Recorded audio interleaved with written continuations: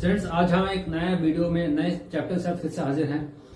और आज का वीडियो का चैप्टर का नाम है chapter number 4 class 11 physics laws of motion. इसके पहले हमने 3 चैप्टर सक्सेसफुली कंप्लीट किए एनसीईआरटी सॉल्यूशंस के साथ। वो है units and measurements, motion in straight line, motion in plane. उम्मीद है आपको सारे क्वेश्चन समझ में आ रहे होंगे, सबके सॉल्यूशंस आपने देखे होंगे। आपको इस वीडियो से बहुत हेल्प मिली होगी। आपने उसके साथ साथ आपने भी अपने डाउट सारे क्लियर किए होंगे। तो अगर कोई डाउट हो, कुछ कहना चाहते हो तो उस वीडियो के नीचे कमेंट करके बताइए क्या कहना चाहते हैं आप। और कुछ क्वेरी हो, कुछ भी सजेस्ट करना चाहते हो तो प्लीज यू आर वेलकम। उसके बाद अब आज एक नया वीडियो जो है लॉज ऑफ मोशन के एनसीईआरटी सॉल्व करने वाले हैं। इसको ध्यान से देखिएगा और साथ साथ सॉल्व करना, ताकि आपके डाउट्स साथ साथ तुरंत कंप्लीट हो जाए। आपको बहुत हेल्प मिलेगी, ऐसा मुझे उम्मीद है। इस उम्मीद के साथ स्टार्ट करते हैं आज का वीडियो। आज की वीडियो का हमारा इस चैप्टर का पहला क्वेश्चन है, क्वेश्चन नंबर 4.1।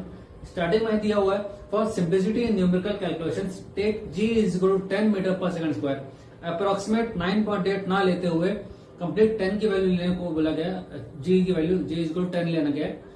और हमारा क्वेश्चन है, give the magnitude and direction of the net force acting on a drop of rain falling down with a constant speed, b a cork of mass 10 gram floating on water, c a kite skillfully held stationary in the sky, d a car moving with a constant velocity of 30 km per hour on a rough road, e a high speed electron in space far from all material objects and electric and magnetic fields, free from electric and magnetic fields। तो हमारे पास 5 question दिए हुए, 5 parts हैं, 5 bits हैं। एक एक करके हम सारे सॉल्व करते हैं इसमें।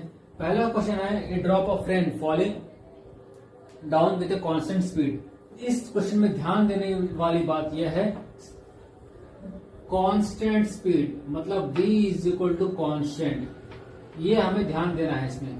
अगर आप इस पार्ट से ध्यान हट गया तो आप तुरंत कुछ न कुछ फोर्स की वैल्यू कैलकुलेट कर लोगे, जो कि गलत होगा। हमें वो गलती नहीं करनी है। हमें ध्यान देना है v की वैल्यू कांस्टेंट है। v कांस्टेंट है, हमने मोशन इन स्ट्रेट लाइन में भी पढ़ा है, मोशन इन प्लेन में भी पढ़ा है। क्या होता है, v कांस्टेंट होती है तो a होता है a is equal to dv upon dt होता है। a की वैल्यू dv अपॉन dt, और हमें पता है differentiation of the constant is 0। जब एक्सेलरेशन 0 हो गई, एक्सेलरेशन 0 होने का मतलब क्या है, फोर्स भी 0 हो गया। ठीक है, एक्सेलरेशन 0 होने का मतलब है फोर्स भी 0 हो गया।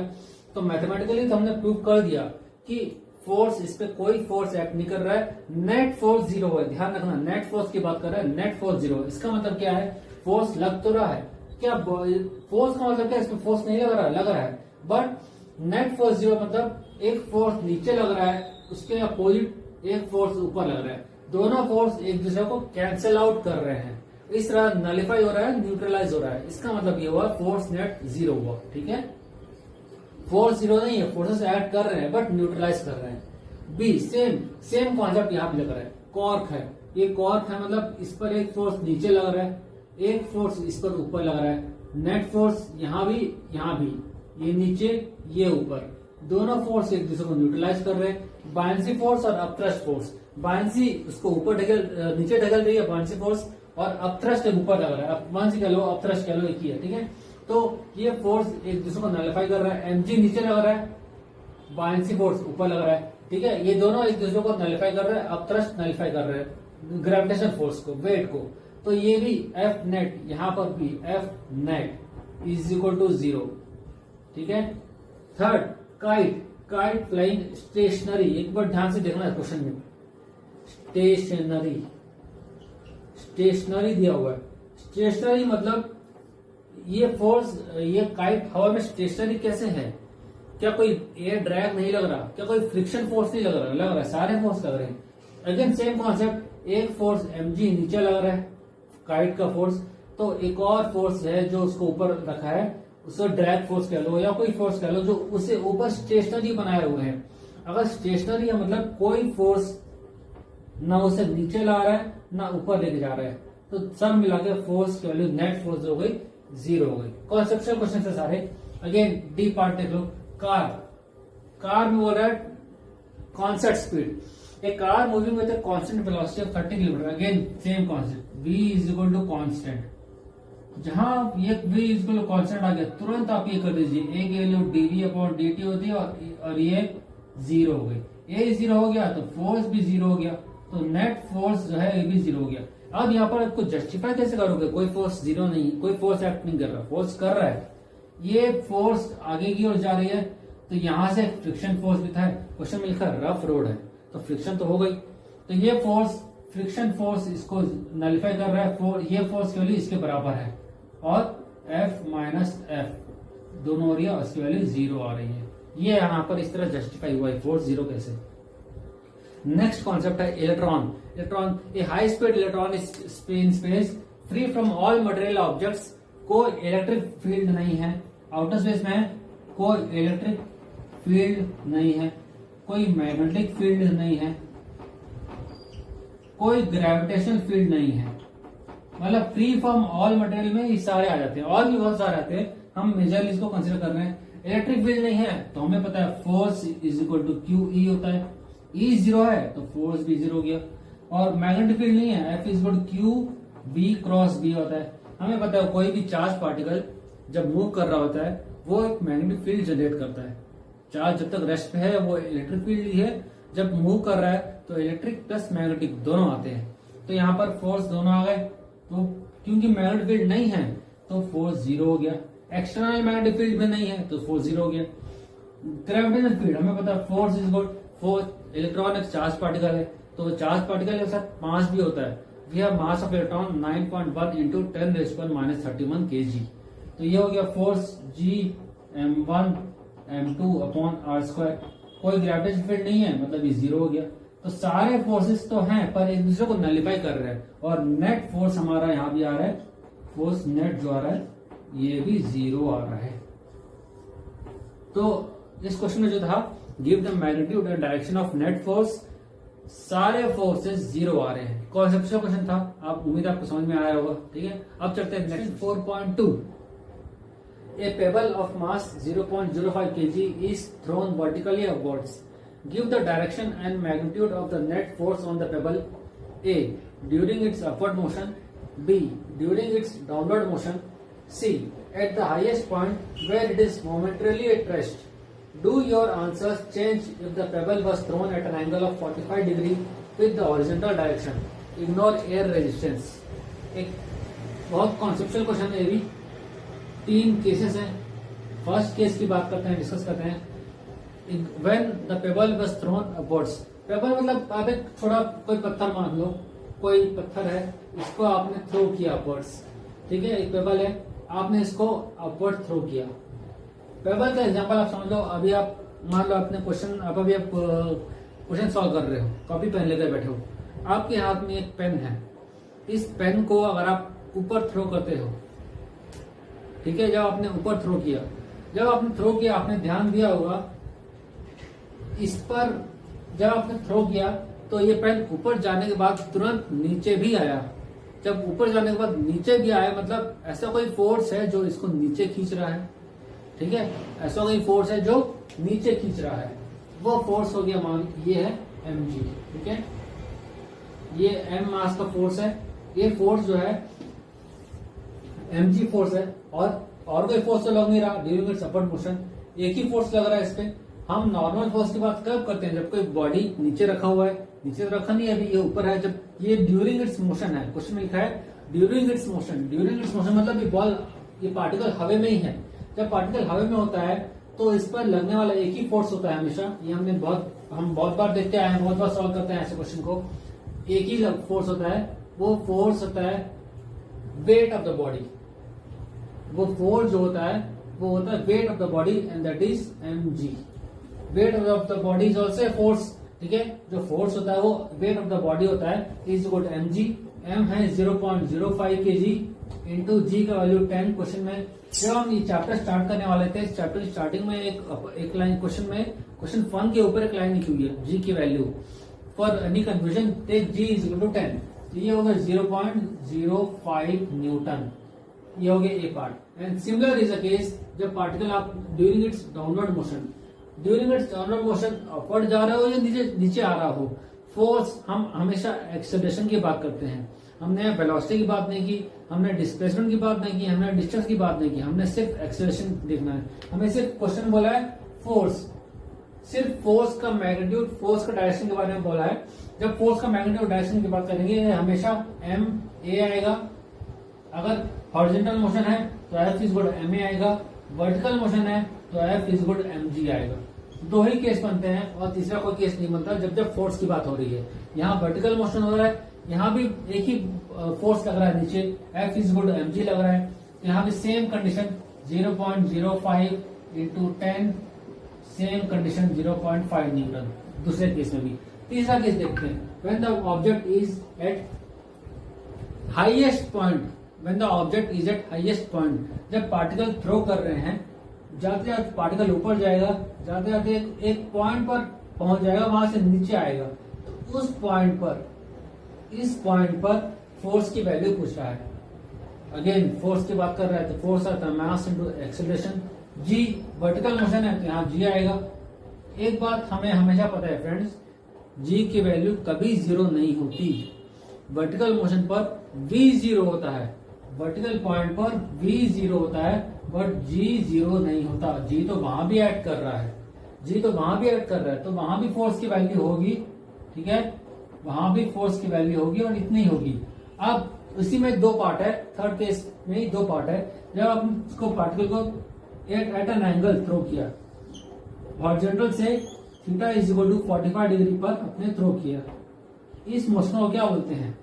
इस मोशन को प्रोजेक्टाइल मोशन कहते हैं। हमने काइनेमेटिक्स में पढ़ा हुआ है, मोशन इन द प्लेन में पढ़ा है, इस मोशन को प्रोजेक्टाइल मोशन कहते हैं, ठीक है। तो यहाँ पर क्या होता है, अगेन यहाँ जब प्रोजेक्टाइल मोशन की बात करते हैं तब हम हॉरिजॉन्टल वेलोसिटी, वर्टिकल वेलोसिटी की बात करते हैं। यहाँ पर आपने बोला इस मोशन में यहाँ पर फोर्स की वैल्यू क्या होगी ये पूछा है। यहाँ पर फोर्स की वैल्यू अगेन, आप एक मास है तो नीचे एक वेट आएगा, एक मास नीचे वेट आएगा, इस पॉइंट पर नीचे वेट आएगा, हर पॉइंट पर जाते जाते हर पॉइंट पर इसका एक वेट नीचे लग रहा है, क्योंकि इस पर मास है 0.05 kg का मास है, तो वेट हर जगह लग रहा है। यहाँ वर्टिकल, अगेन यहाँ वर्टिकल मोशन है, ठीक है। हॉरिजॉन्टल होता तो एफ एम, इसका हॉरिजॉन्टल आप जीरो मान सकते हो, जब वर्टिकल जा रहा है तो इस पॉइंट पर हॉरिजॉन्टल जीरो मान सकते हो, बट वर्टिकल मोशन है, वर्टिकल कितना है M G, F is to W is M G. इस पॉइंट पर भी फोर्स तो है वर्टिकली डाउनवर्ड्स, वर्टिकली डाउनवर्ड्स हर केस में, ऊपर के दोनों केस में और इसमें वर्टिकली डाउनवर्ड्स एक फोर्स तो लग रहा है, एक्सेलरेशन ड्यू टू ग्रेविटी, और सेम यहां भी आएगा, ठीक है। और आपने क्वेश्चन में पूछा कि do your answers vary? No, answer तीनों ही केस में सेम है, answer doesn't vary, answer is same, ठीक है। और सबका वैल्यू 0.5 न्यूटन, 0.5 न्यूटन, 0.5 न्यूटन, तीनों ही केस में। तो ये हो गया हमारा question number 4.2। Next question 4.4, one end of a string of length L is connected to a particle of mass M and the other to a small peg on a smooth horizontal table. If the particle moves in a circle with speed v, the net force on the particle directed towards the center is option A T, option B 2 T minus mv square by L, 3 T plus mv square by L and D 4 is 0। चार option दिए हुए हैं हमारे पास, इन चारों में सही क्या है यह बताना है हमको। सबसे पहले समझते हैं, जब कोई पार्टिकल सर्कुलर मोशन कर रहा है तो उसके बारे में हमने मोशन इन प्लेन में शायद हमने एक बार पढ़ा हुआ, उसके बारे में दो तरह के सर्कुलर मोशन होते हैं। जब सर्कुलर मोशन की बात कर रहे हैं, हमने दो तरह के सर्कुलर मोशन पढ़े थे, एक था uniform circular motion, uniform circular motion, और एक होता है नॉन यूनिफॉर्म सर्कुलर मोशन। तो इन दोनों ही केस में क्या होता है, एक बार हम क्विकली समझ लेते हैं। यूनिफॉर्म सर्कुलर मोशन क्या होता है, इसको समझने का बेस्ट एग्जांपल ये क्वेश्चन ही है, और एक एग्जांपल देख लेते हैं। जब आप कोई पार्टिकल, जो कोई आपने देखा हो बाइक या कार, जब आप ड्राइव कर रहे होते हैं तो क्या होता है, सर्कुलर पाथ एक होता है, यूनिफॉर्म सर्कुलर पाथ, मतलब एक फिक्स्ड डिस्टेंस में, फिक्स्ड इंटरवल ऑफ टाइम में ट्रेवल करते हैं, वो होता है सर्कुलर मोशन। मतलब आपने अगर यूनिफॉर्म सर्कुलर स्पीड की बात की, तो यूनिफॉर्म सर्कुलर स्पीड क्या होती है, यूनिफॉर्म मोशन की fixed distance travel in fixed interval of time, ठीक है। तो ये जो मोशन होता है एक सर्कुलर मोशन, जैसे एक इस क्वेश्चन में दिया हुआ है, एक टाइट स्ट्रिंग है, ये बंधा हुआ है रेडियस से, यहाँ पर एक पैग है, और ये पैग जो है इसको सर्कुलरली रोटेट किया जा रहा है, ठीक है। तो इसको पैग मतलब स्टोन समझ लो, ठीक है, पैग मान लो, ये स्टोन कह लो, एक पत्थर बांध दिया गया, थ्रेड के एंड में एक पत्थर बांध दिया गया है, और इसको हॉरिजॉन्टली घुमाया जा रहा है ऐसे, ठीक है। तो इसमें क्या होता है, ये आप इसमें दो तरह के मोशन होते हैं, एक सर्कुलर, एक इसमें भी सर्कुलर भी दो तरह के होते हैं, इसमें भी दो होते हैं, एक होता है रेडियल और अगर टेंजेंशियल, इसमें भी दो होते हैं, ठीक है। रेडियल क्या होता है, जब कोई पार्टिकल आप टाइट कर रहे हो, एक मोशन ऐसा आता है जब ये इसको अंदर की तरफ जा रहा होता है, ठीक है। जनरली ये मोशन इसमें नहीं आता, जनरली ये इसमें आता है, टेंजेंशियल जो होता है ये इसमें आता है ज्यादातर, ठीक है। वैसे दोनों में आता है बट मोस्टली इसमें देखा जाता है। रेडियल में क्या होता है, जब यूनिफॉर्म सर्कुलर मोशन कर रहा होता है तब पार्टिकल जो है, पार्टिकल टेंडेंसी होती है कि पार्टिकल जो है सेंटर की तरफ मूव करे, ये सेंटर की तरफ मूव करने की टेंडेंसी होती है, ठीक है। और ये वेलोसिटी होती है, हमने पढ़ा है रेडियल वेलोसिटी v होती है, और रेडियल एक्सेलरेशन AR, एक होता है रेडियल एक्सेलरेशन और एक होता है टेंजेंशियल एक्सेलरेशन, ठीक है। रेडियल एक्सेलरेशन को हम शो करते हैं AR इक्वल टू v²/r, ये हमने पढ़ा हुआ है, ठीक है। ये होता है v²/r रेडियल एक्सेलरेशन, इस एक्सेलरेशन से ये अंदर मूव कर रहा है। तो रेडियल फोर्स क्या हो जाएगा, इसको रेडियल फोर्स या सेंट्रीपिटल फोर्स भी कहते हैं, ठीक है। ये हो जाएगा सेंट्रीपिटल फोर्स या रेडियल फोर्स mv²/r। ये फोर्स, इस फोर्स से ये पार्टिकल अंदर की तरफ खिंचाएगा ड्यूरिंग यूनिफॉर्म सर्कुलर मोशन। इस क्वेश्चन में यूनिफॉर्म सर्कुलर मोशन की बात की है, तो ड्यूरिंग यूनिफॉर्म सर्कुलर मोशन एक सेंट्रीपिटल फोर्स होगा जो अंदर की तरफ खिंचाएगा। अब एक बात और, यहाँ सर्कुलर मोशन है, ये एक स्ट्रिंग है, ये एक स्ट्रिंग है, स्ट्रिंग है तो जाहिर सी बात है इसमें टेंशन भी होगा। कहाँ टेंशन होगा, tension always opposes the applied force, याद रखिए टेंशन हमेशा फोर्स के अपोजिट एक्ट करता है। ये फोर्स ये इस एक्सेलरेशन से अंदर खिंचा रहा है, तो इस फोर्स भी इसी डायरेक्शन में होगा towards the direction of acceleration. तो टेंशन कहाँ होगा, टेंशन इसके अपोजिट होगा। ये टेंशन है, ये फोर्स है, ये फोर्स से अंदर खिंचा रहा है, टेंशन को बाहर खींच रहा है, तो ठीक है। तो this force will be equal to nothing but tension only, tension in the string only, tension in the string only. तो टेंशन T की वैल्यू क्या हो जाएगी यहाँ पर, T is equal to mv²/r। तो यहाँ पर आपका सही ऑप्शन जो होगा हमारा ABCD 4 ऑप्शन दिए हुए हैं, ए ऑप्शन में T दिया हुआ है, ठीक है। बाकी सब आंसर गलत ना होंगे, आपको सिर्फ कौन सा फोर्स रहेगा और इसके मैग्नीट्यूड भले ना बताओ, हमने वैल्यू बता दी, टेंशन की वैल्यू इतनी होगी, बट क्वेश्चन ने पूछा था क्या आंसर होगा इसका, तो option A is the correct answer, T. Question 4.5, A constant retarding force of 50 Newton is applied to a body of mass 20 kg moving initially with a speed of 15 meter per second square. How long does the body take to stop? ठीक है, हमारे पास एक body दी हुई है, 50 kg की body है, इसका मास 50 kg दिया हुआ है, फोर्स लग रहा है 20 kg की बॉडी है, ठीक है। ये 20 kg की बॉडी है, 15 न्यूटन का फोर्स लग रहा है, ठीक है। ये मोशन इस तरफ है, ये रिटार्डिंग फोर्स है, ठीक है। रिटार्डिंग फोर्स लग रहा है, क्वेश्चन में दिया हुआ रिटार्डिंग फोर्स मतलब मोशन के अपोजिट बॉडी को रोकने के लिए फोर्स लग रहा है, ठीक है। बॉडी मोशन में है। अब हमें सबसे पहले डिटेल देख लेते हैं, गिवन क्या क्या है। गिवन सबसे पहले रिटार्डिंग फोर्स दिया हुआ है, रिटार्डिंग फोर्स F की वैल्यू दी हुई है -50। माइनस का मतलब है force is trying to stop the moving body, ठीक है, नेगेटिव फोर्स है। और मास ऑफ बॉडी दिया हुआ है, मास m है 20 kg, और एक वैल्यू दी हुई है, हाँ, इनिशियल वेलोसिटी,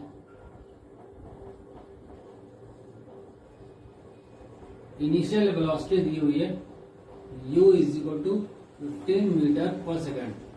हमें फाइंड करना है कितना, how long it will take to stop, मतलब टाइम, हमें टाइम की वैल्यू फाइंड करनी है। तो सॉल्व कैसे करेंगे इसको, सिंपल सा क्वेश्चन है। एफ हम सबसे पहले हमें फोर्स दिया हुआ है, मास दिया हुआ है, यहां से हम एक्सेलरेशन की वैल्यू कैलकुलेट कर लेंगे, उसके बाद काइनेमेटिक्स इक्वेशन का यूज करके हम वहां से टाइम की वैल्यू फाइंड कर सकते हैं। ठीक है, आइए सॉल्व करते हैं।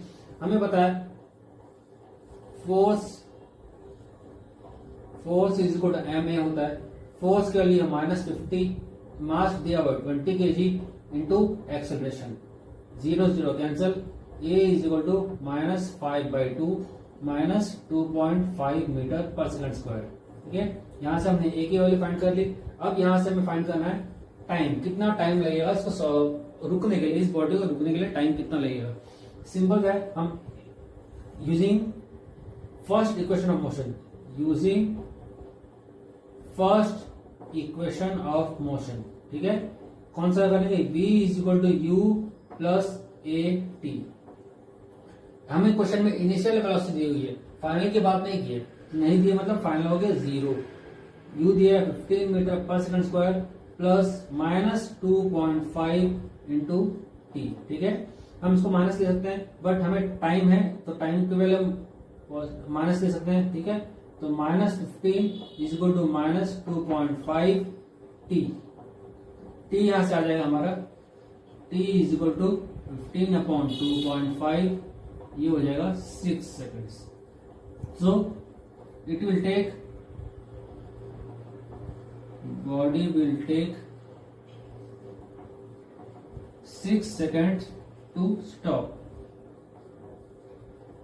ये हमारा आंसर है। ठीक है, बहुत सिंपल क्वेश्चन था। सबसे पहले हमें एक्सेलरेशन की वैल्यू फाइंड करनी थी, उसके बाद वहां से हमने काइनेमेटिक्स इक्वेशन ऑफ मोशन लगाकर हमने टाइम की वैल्यू फाइंड कर ली।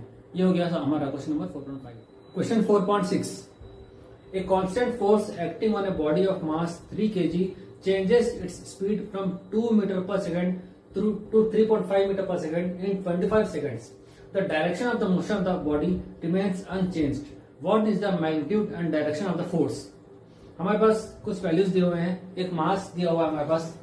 इस क्वेश्चन में मास की वैल्यू है 3 kg, दो वेलोसिटीज दिए हुए हैं। इनिशियल वेलोसिटी है 2 मीटर पर सेकंड, 2.0 मीटर पर सेकंड, एंड फाइनल वेलोसिटी है 3.5 मीटर पर सेकंड। टाइम दिया हुआ है 25 सेकंड्स। हमें फाइंड करना है magnitude and direction of force, force का मैग्नीट्यूड एंड डायरेक्शन। ठीक है, मान लेते हैं बॉडी हमारे पास ये है, इनिशियली 3 kg का बॉडी है, इनिशियली 2 मीटर पर सेकंड स्पीड से चल रहा है, लेटर ऑन 3.5 मीटर पर सेकंड हो गया, वेलोसिटी बढ़ गई, एक्सेलरेट हुई व्हीकल है ना।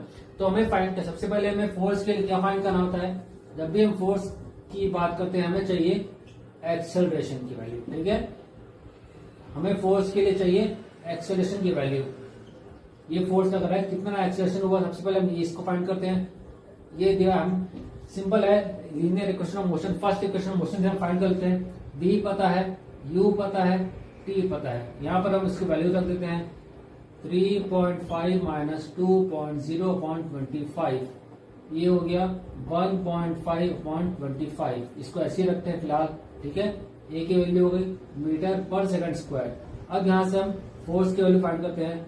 Force is equal to mass, mass दिया है 3 kg इंटू 3.5/25 मीटर पर सेकंड स्क्वायर। इसको हम ऐसे ही रखते हैं 3.5 15 10.5/25। इतना न्यूटन का फोर्स हमें इस बॉडी पर लगाने की जरूरत पड़ रही है। ठीक है, और ये तो हो गया मैग्नीट्यूड।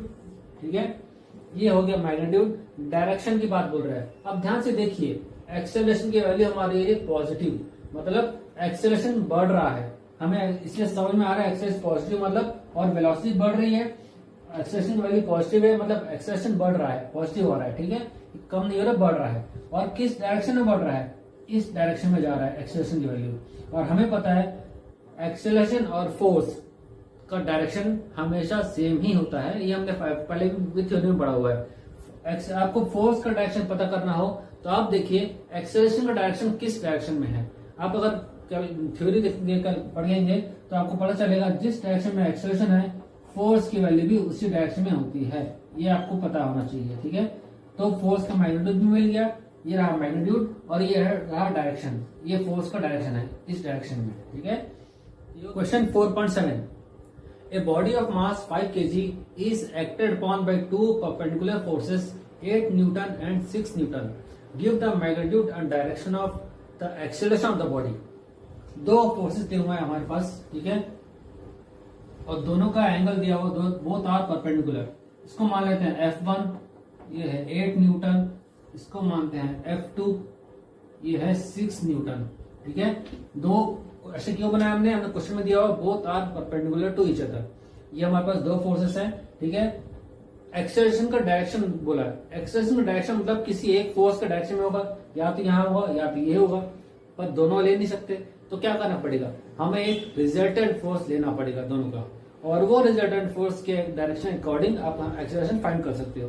तो क्या करना पड़ेगा, एक एफ नेट की वैल्यू है हमारे पास, ठीक है, मान लेते हैं ये हमारा एफ नेट है। एफ नेट क्या होता है, रिजल्टेंट फोर्स जो होता है, दोनों का रिजल्टेंट फोर्स क्या हो जाएगा, एफ नेट की वैल्यू, एफ नेट हो जाएगा स्क्वायर रूट ऑफ, रिजल्टेंट कैसे निकालते हैं, मैग्नीट्यूड ऑफ F1 का square plus magnitude of F2 का square plus 2 times magnitude F1 magnitude F2 cos theta, cos theta, theta यहाँ पर कितना है, दोनों के बीच का एंगल कितना है, F1 और F2 के बीच का एंगल है 90 डिग्री, ठीक है, और ये है एक्सेलरेशन का डायरेक्शन का एंगल, वो अलग होगा, ये होगा cos 90, cos 90 होता है 0, तो ये वैल्यू पूरी 0 हो जाएगी, तो क्या मिलेगा आपको, F1 है हमारे पास 8 स्क्वायर प्लस F2 है 6 स्क्वायर, ठीक है, ये हो जाएगा दोनों मिलाकर स्क्वायर रूट ऑफ 100 यानी 10 न्यूटन, ठीक है। एफ नेट की वैल्यू हो जाएगी हमारे पास 10 न्यूटन। तो acceleration A is equal to F net divided by mass, mass दिया हुआ हमारे पास 5 kg, ठीक है, मास दिया हुआ हमारे पास 5 kg, तो 10 न्यूटन अपॉन 5 kg, ये हो गया 2 मीटर पर सेकंड स्क्वायर। एक्सेलरेशन का मैग्नीट्यूड आ गया। अब डायरेक्शन, हमें डायरेक्शन के लिए हम हमेशा यूज करते हैं, फॉर डायरेक्शन हम हमेशा यूज करते हैं वेक्टर्स में, हमने बहुत पढ़ा है इसको, एक टॉपिक मैग्नीट्यूड एंड डायरेक्शन। आपके पास एग्जाम समझाता हूँ, हाँ देखिए, आपके पास कोई एक्सेलरेशन है, ये है ए नेट होता है ए एक्स प्लस ए वाई, ठीक है, ए एक्स आई कैप प्लस ए वाई जे कैप। तो यहाँ डायरेक्शन कैसे निकालते हैं, थीटा होता है tan इनवर्स ए वाई अपॉन ए एक्स, ऐसे निकालते हैं ना। ये जो कॉन्सेप्ट है हमने जो वेक्टर में सीखा है, और मैग्नीट्यूड होता है दोनों का ये ए एक्स का स्क्वायर प्लस ए वाई का स्क्वायर, ये हमने थ्योरी में बहुत पढ़ा हुआ है, ठीक है। ये हो गया मैग्नीट्यूड, ये का डायरेक्शन, यही कॉन्सेप्ट हमको यहाँ भी अप्लाई करना है। यहाँ पर हमारा डायरेक्शन क्या है, tan थीटा, ठीक है, तो tan थीटा हमारे पास दिया हुआ है, theta is equal to tan inverse F Y upon F X, F Y हमारे पास है 6, तो tan इनवर्स 6 अपॉन 8 या tan इनवर्स 3/4, ठीक है, तो tan इनवर्स 0.75 हो गया हमारा एंगल, थीटा की वैल्यू, ठीक है, ये हो गया डायरेक्शन, और मैग्नीट्यूड हमारा हो गया ये वैल्यू, ए की वैल्यू 2 मीटर पर सेकंड स्क्वायर, ये हो गया मैग्नीट्यूड ऑफ एक्सेलरेशन, ये मैग्नीट्यूड, और ये हो गया डायरेक्शन, ठीक है। और डायरेक्शन हमेशा हमने अभी लास्ट क्वेश्चन में सॉल्व किया था, क्वेश्चन नंबर 4.6 में, फोर्स का डायरेक्शन कहाँ होगा, टुवर्ड्स एक्सेलरेशन, या एक्सेलरेशन का डायरेक्शन कहाँ होगा, जहां फोर्स होगा, ठीक है। तो acceleration will be towards force only, direction of acceleration ये हो गया magnitude, acceleration will be towards F net, जो एफ नेट की वैल्यू जो है उसके उसी डायरेक्शन में होगा ए का वैल्यू, ठीक है। ये हो गया हमारा आंसर इसका, ठीक है, ये हो गया हमारा question number 4.8। The driver of a three-wheeler moving with a speed of 36 km per hour sees a child standing in the middle of the road and brings his vehicle to rest in 4 seconds, just in time to save the child. What is the average retarding force on the vehicle? The mass of the 3 wheeler is 400 kg and the mass of the driver is 65 kg। एक 3 wheeler है, ठीक है, road पे जा रहा है, अचानक child को देखता है, अचानक रोड पे आ गया, तो इसको देखकर ये इसने सडन ब्रेक लगाया, ठीक है। जब सडन ब्रेक लगाता है तो इसका सडनली रुकता है, तो हमें जो वैल्यूज दी हुई है इसको नोट करते हैं। इनिशियली चल रहा है 36 किलोमीटर पर आवर की स्पीड से, ठीक है। इसको सबसे पहले मीटर पर सेकंड चेंज कर लेते हैं, 36 इंटू 5/18, ठीक है, ये हो गया 10 मीटर पर सेकंड। 10 मीटर पर सेकंड इनिशियल वेलोसिटी चल रहा है, अचानक ब्रेक मारा इसने, ठीक है, यहाँ ब्रेक मारा तो 4 सेकंड में आकर इसने रुका, तो अचानक ब्रेक मारा मतलब फाइनल वेलोसिटी क्या हो गई, लास्ट में अगर रुक गई गाड़ी तो फाइनल वेलोसिटी हो गई v = 0। कितने देर में रुका, 4 सेकंड्स में आकर रुका। हमें फाइंड क्या करना है, रिटार्डिंग फोर्स, ठीक है, रिटार्डिंग फोर्स, इसकी वैल्यू फाइंड करनी है। जब रिटार्डिंग फोर्स की बात कर रहा है, रिटार्डिंग फोर्स फाइंड करना है, तो एक्चुअली क्या पूछ रहा है, रिटार्डिंग एक्सेलरेशन या रिटार्डेशन, डिसेलरेशन पूछ रहा है, ठीक है। अगर आप इसकी वैल्यू फाइंड कर लेते हो तो ये तो कुछ नहीं है, ये तो बस एम ही करना है आपको, है ना। इसकी वैल्यू आपको फाइंड करनी है, डिसेलरेशन या रिटार्डिंग एक्सेलरेशन। रिटार्डेशन या डिसेलरेशन दोनों एक ही चीज है। इसको हम कैसे फाइंड करेंगे, सीधी सी बात है, आपको वैल्यूज दी हुई है। ए होता है from first equation of motion, A की वैल्यू होती है v - u/t। Simple formula based question है, पिछले 2-3 क्वेश्चन से आप डायरेक्ट फॉर्मूला बेस्ड क्वेश्चन नहीं देख रहे हो। v दिया हुआ है 0, u है 10 और टाइम दिया हुआ है 4, -10/4, a = हो गया -2.5 मीटर पर second square. Minus sign show कर रहा है आपको रिटार्डेशन, मतलब गाड़ी ने ब्रेक लगाया और स्लो हो गई गाड़ी, ठीक है। आप इसको v - u भी लिखते, ये भी लिखते, सिर्फ 2.5 और बोल देते रिटार्डेशन या डिसेलेरेशन, तो भी बात ठीक है, एक ही मतलब है, बहुत ज्यादा फर्क नहीं पड़ना है इसमें, ठीक है। ये हमने निकालिए ए की वैल्यू, यहां से फोर्स निकाल लेते हैं। रिटार्डेशन फोर्स F होता है मास इंटू एक्सेलरेशन। मास किसका, auto plus driver, 400 plus 65, 465 kg, ठीक है। तो ये हो गया 465 kg इंटू -2.5, इसको सॉल्व करते हैं, -1162.5 न्यूटन आता है हमारा आंसर। ये वैल्यू कैलकुलेट किया हुआ है, हमने सॉल्व किया इस क्वेश्चन को, ठीक है। तो हमारे रिटार्डिंग फोर्स आ गया इतनी वैल्यू, ठीक है। ये हो गए हमारे आंसर। फॉर्मूला बेस्ड क्वेश्चन थे, इससे फॉर्मूला लगाना था, आंसर अपने आप आता है, ठीक है। ये हो गया number 4.9। A rocket with a lift of mass 20,000 kg is blasted upwards with an initial acceleration of 5 meter per second square. Calculate the initial thrust force of the blast. एक रॉकेट दिया हुआ है हमारे पास, ठीक है। ये रॉकेट है, diagrammatic representation है, जस्ट ट्राई टू अंडरस्टैंड। ये ब्लास्ट हुआ है, ठीक है। इस रॉकेट का वेट दिया हुआ है 20,000 kg और ये इनिशियल एक्सेलरेशन है इसका 5 मीटर पर सेकंड स्क्वायर, ठीक है। ये दिया हुआ है हमारे पास,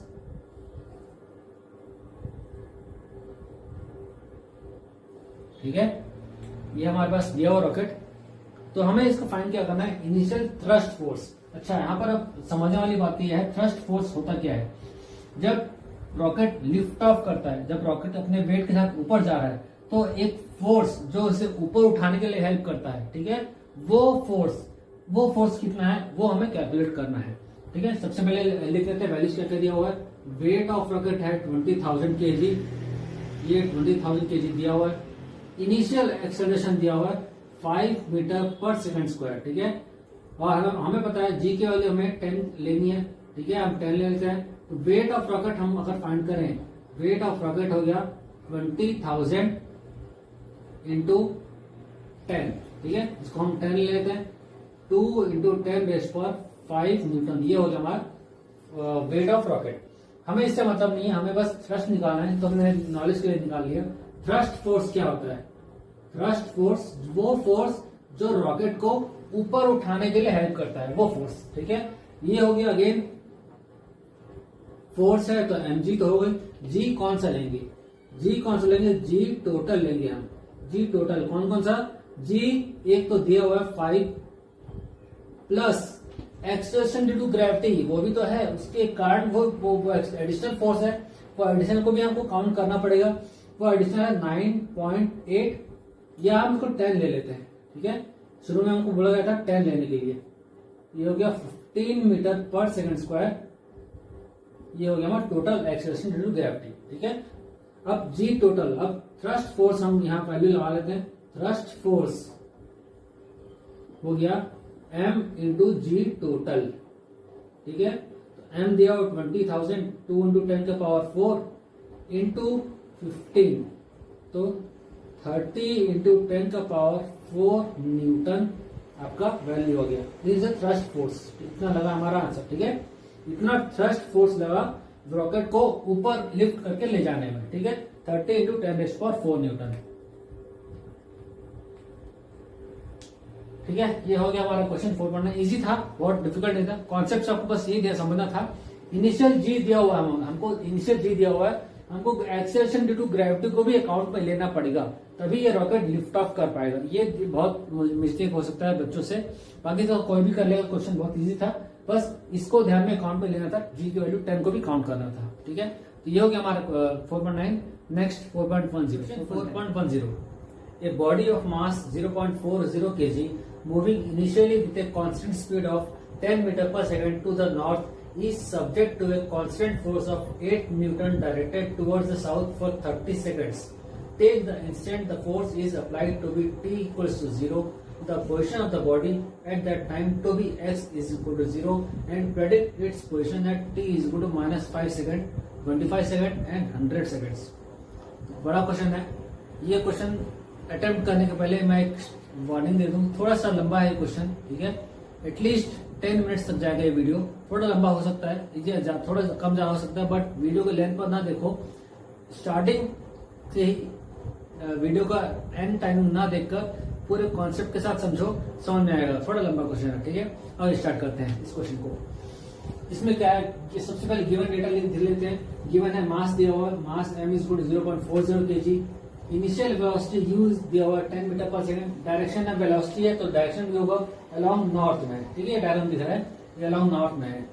अप्लाइड फोर्स दिख रहा है 88 न्यूटन टुवर्ड्स साउथ। यहाँ लिखा नहीं है, ये आपको बाद में समझ में आता है। ये वेलोसिटी अलोंग नॉर्थ है, फोर्स लगा अलोंग साउथ, डेफिनेटली ये रिटार्डिंग फोर्स ही होगा, एक्सीलरेटिंग फोर्स तो होगा नहीं, ठीक है।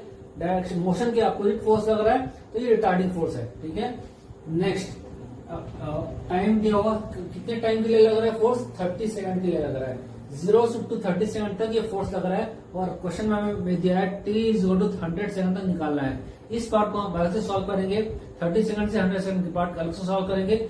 0 से 30 सेकंड तक अभी सॉल्व करते हैं इस पार्ट में। देखिए इसमें ध्यान से देखिए, आपको टू फाइंड क्या करना है, position at t is equal to -5 second, 25 second, 100 second, ये फाइंड करना है हमको। एक्सेलरेशन अप टू 30 सेकंड हम अभी फाइंड करके रख लेते हैं, ये वैल्यू हमें बाद में काम आने वाली है, ठीक है।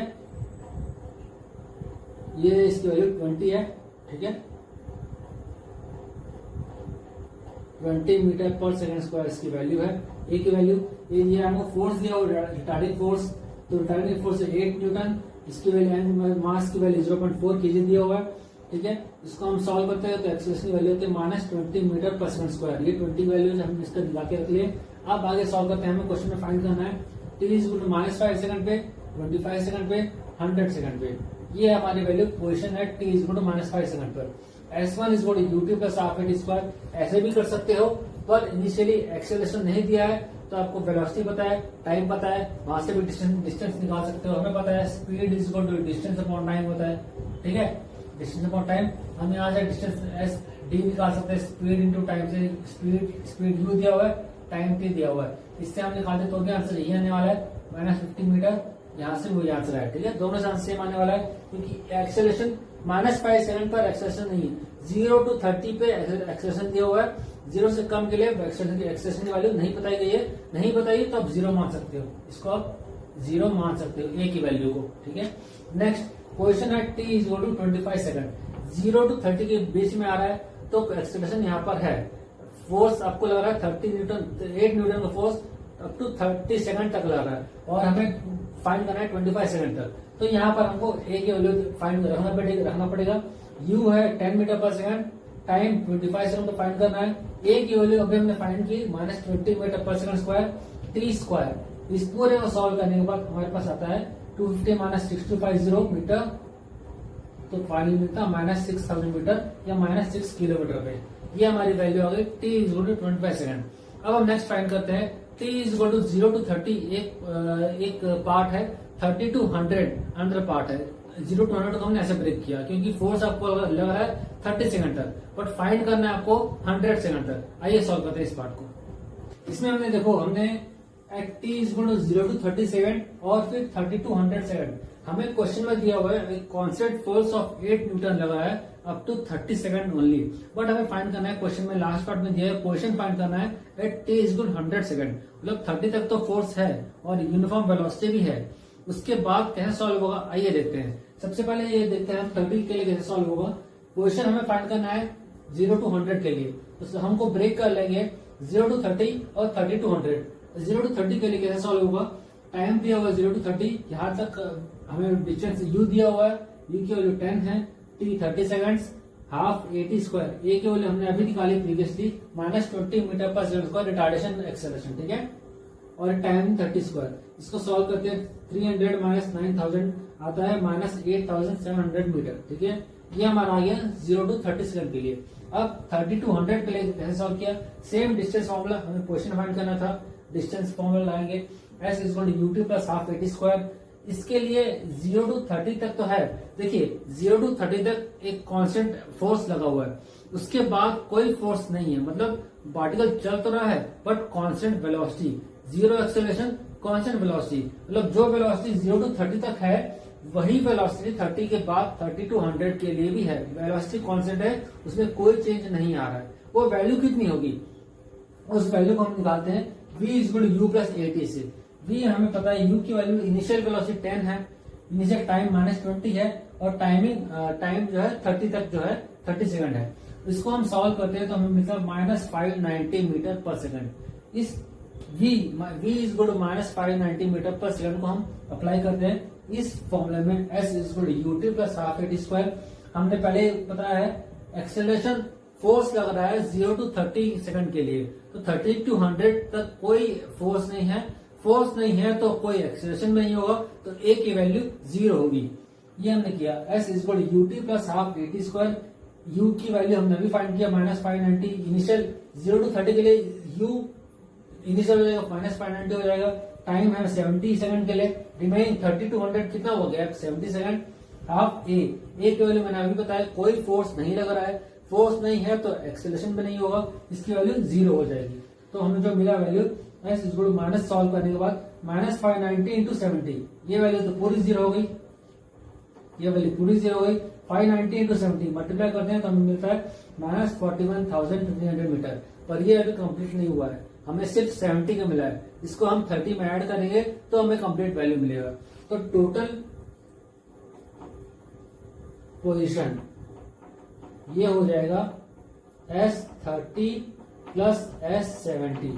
S30 था -8,700 और S70 है प्लस माइनस में 41,300 मीटर।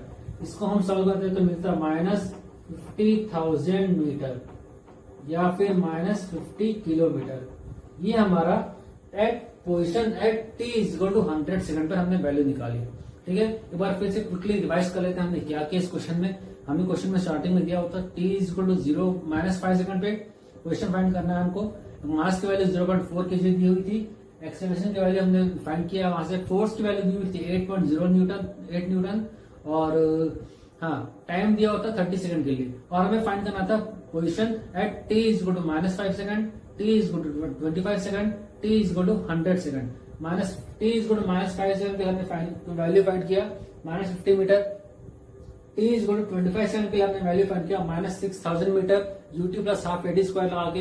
u की वैल्यू 10 दी हुई थी, 10 था 25 सेकंड, ए -20 हमने फाइंड किया, वहां से A is good F I M से वहां से फाइंड किया और वापस टी स्क्वायर की वैल्यू 25 रखा, तो हमें एस की वैल्यू -6000 मिली। उसके बाद ए की वैल्यू हमने निकाला, -20 निकाला वहां से, तो ये तो हो गया 0 to 25, 5 और 25। 30 के लिए हमने क्या किया, ये दो पार्ट में किया, 0 to 30 के लिए फाइंड किया, 30 to 100 के लिए फाइंड किया। ये वैल्यू इकाई -8700 मीटर, ये वैल्यू इकाई -41,300 मीटर, ये अलग अलग थी, दोनों को हमने सम कर दिया, दोनों को फाइनली वैल्यू निकालना था। तो वैल्यू जो मिली हमको -50,000 मीटर या -50 किलोमीटर। थोड़ा लेंथी था क्वेश्चन, कॉन्सेप्चुअल भी था, मैथमेटिकल भी था, ठीक है। तो उम्मीद है आपको ये क्वेश्चन समझ में आया होगा। कुछ भी डाउट हो तो नीचे कमेंट करके बताइए। मिलते हैं नेक्स्ट क्वेश्चन में। Question 4.11, a truck starts from rest and accelerates uniformly at 2 metre पर second square. At t is equal to 10 seconds, a stone is dropped by a person standing on the top of the truck 6 meter height from the ground. What are the velocity and acceleration of the stone at t is equal to 11 seconds? Neglect air resistance. ये question क्या कह रहा है, हमारे पास एक truck है, ठीक है, ये ट्रक पर एक ह्यूमन बीइंग खड़ा है, उस ट्रक से इसने एक स्टोन को फेंका, ठीक है, यहाँ पर एक ह्यूमन बीइंग खड़ा है, इसने स्टोन को फेंका, ट्रेन इस ट्रक का एक्सेलरेशन दिया हुआ है, ए यहाँ कर देते हैं ऐसे, अगर ऐसे भी देखें हम, ऐसे देखें ए इज इक्वल टू 2 मीटर पर सेकंड स्क्वायर का की एक्सेलरेशन से ट्रक चल रही है, यहां से एक मैन ने स्टोन को फेंका। तो क्योंकि ट्रक चल रही है, ठीक है, इसको ट्रक जैसे बना लेते हैं, थोड़ी फील आएगी। तो ये जब ट्रक चल रही है, तो जब चलती ट्रक से आप कुछ भी फेंकते हो, ट्रक क्या, कोई भी चलती हुई ऑब्जेक्ट से आप कोई चीज फेंकते हो, क्या वो सीधा गिरती है? नहीं। वो कैसे गिरती है? कोई भी चीज, आपने कोई चीज फेंका, वो ऐसे ही गिरती है ना। ट्रक तो आगे जा रहा है, आपने चीज पी के पीछे फेंकी, तो वो कैसे गिरेगा? वो ऐसे ही गिरेगा, ठीक है। ये तो हो गया हमारा डायग्रामेटिक रिप्रेजेंटेशन। आगे देखते हैं क्या क्या दिया हुआ सॉल्व करने के लिए। क्वेश्चन में हमको दिया हुआ इनिशियल वेलोसिटी की वैल्यू दी है, इट्स चार्ज फ्रॉम रेस्ट, मतलब u की वैल्यू 0, a की वैल्यू 2 मीटर पर सेकंड स्क्वायर, और ये पूछा है at t is equal to 10 seconds. उस समय हमको वेलोसिटी फाइंड करनी है। At t is equal to 10 second पर इसकी वेलोसिटी क्या होगी। और देखो यहाँ पर दो वेलोसिटी होने वाली है, मैं फिर से बता दूं, दो वेलोसिटी होगी। ये प्रोजेक्टाइल मोशन है, दिख रहा है आपको प्रोजेक्टाइल में दो वेलोसिटी होती है, एक हॉरिजॉन्टल होती है, एक वर्टिकल होती है। हम दोनों की वैल्यू फाइंड करेंगे, ठीक है। हॉरिजॉन्टल की वैल्यू क्या होती है, जब आपने हॉरिजॉन्टल की क्या होते हैं, हॉरिजॉन्टल वेलोसिटी ये होती है vx हो जाएगा ux plus ax into T. Start from rest बोला है, तो u की वैल्यू क्या हो जाएगी, 0 नहीं हो जाएगी u की value. Start from rest vx हो जाएगा 2, a दिया हुआ 2, टाइम दिया है 10, तो ये हो जाएगा 20 मीटर पर सेकंड, ठीक है।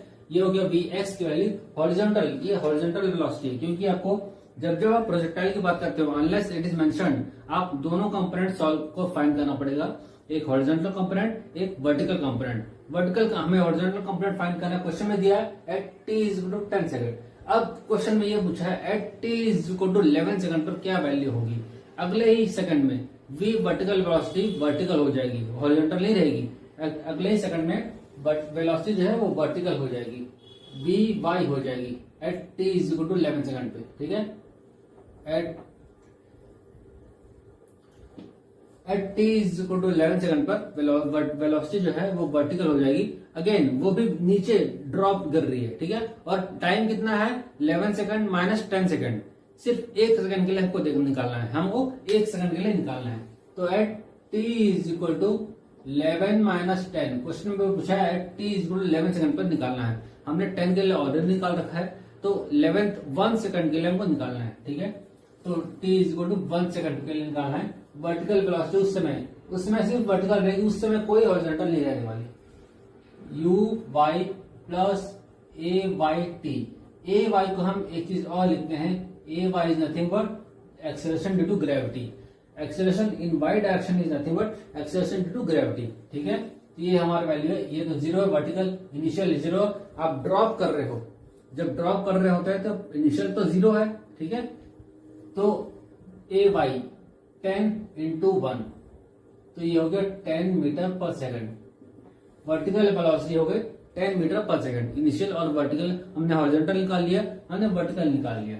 अब हमें फाइंड करना है, देखो दो वेलोसिटी है, मैंने अभी बोला प्रोजेक्टाइल मोशन है, प्रोजेक्टाइल है तो हॉरिजॉन्टल होगी वर्टिकल होगी, बट हमें फाइनल वेलोसिटी का मैग्नीट्यूड चाहिए। मैग्नीट्यूड कैसे निकालेंगे, v is equal to square root of vx² plus vy², ऐसे निकालते हैं मैग्नीट्यूड, ऐसे निकालते हैं हम, ठीक है।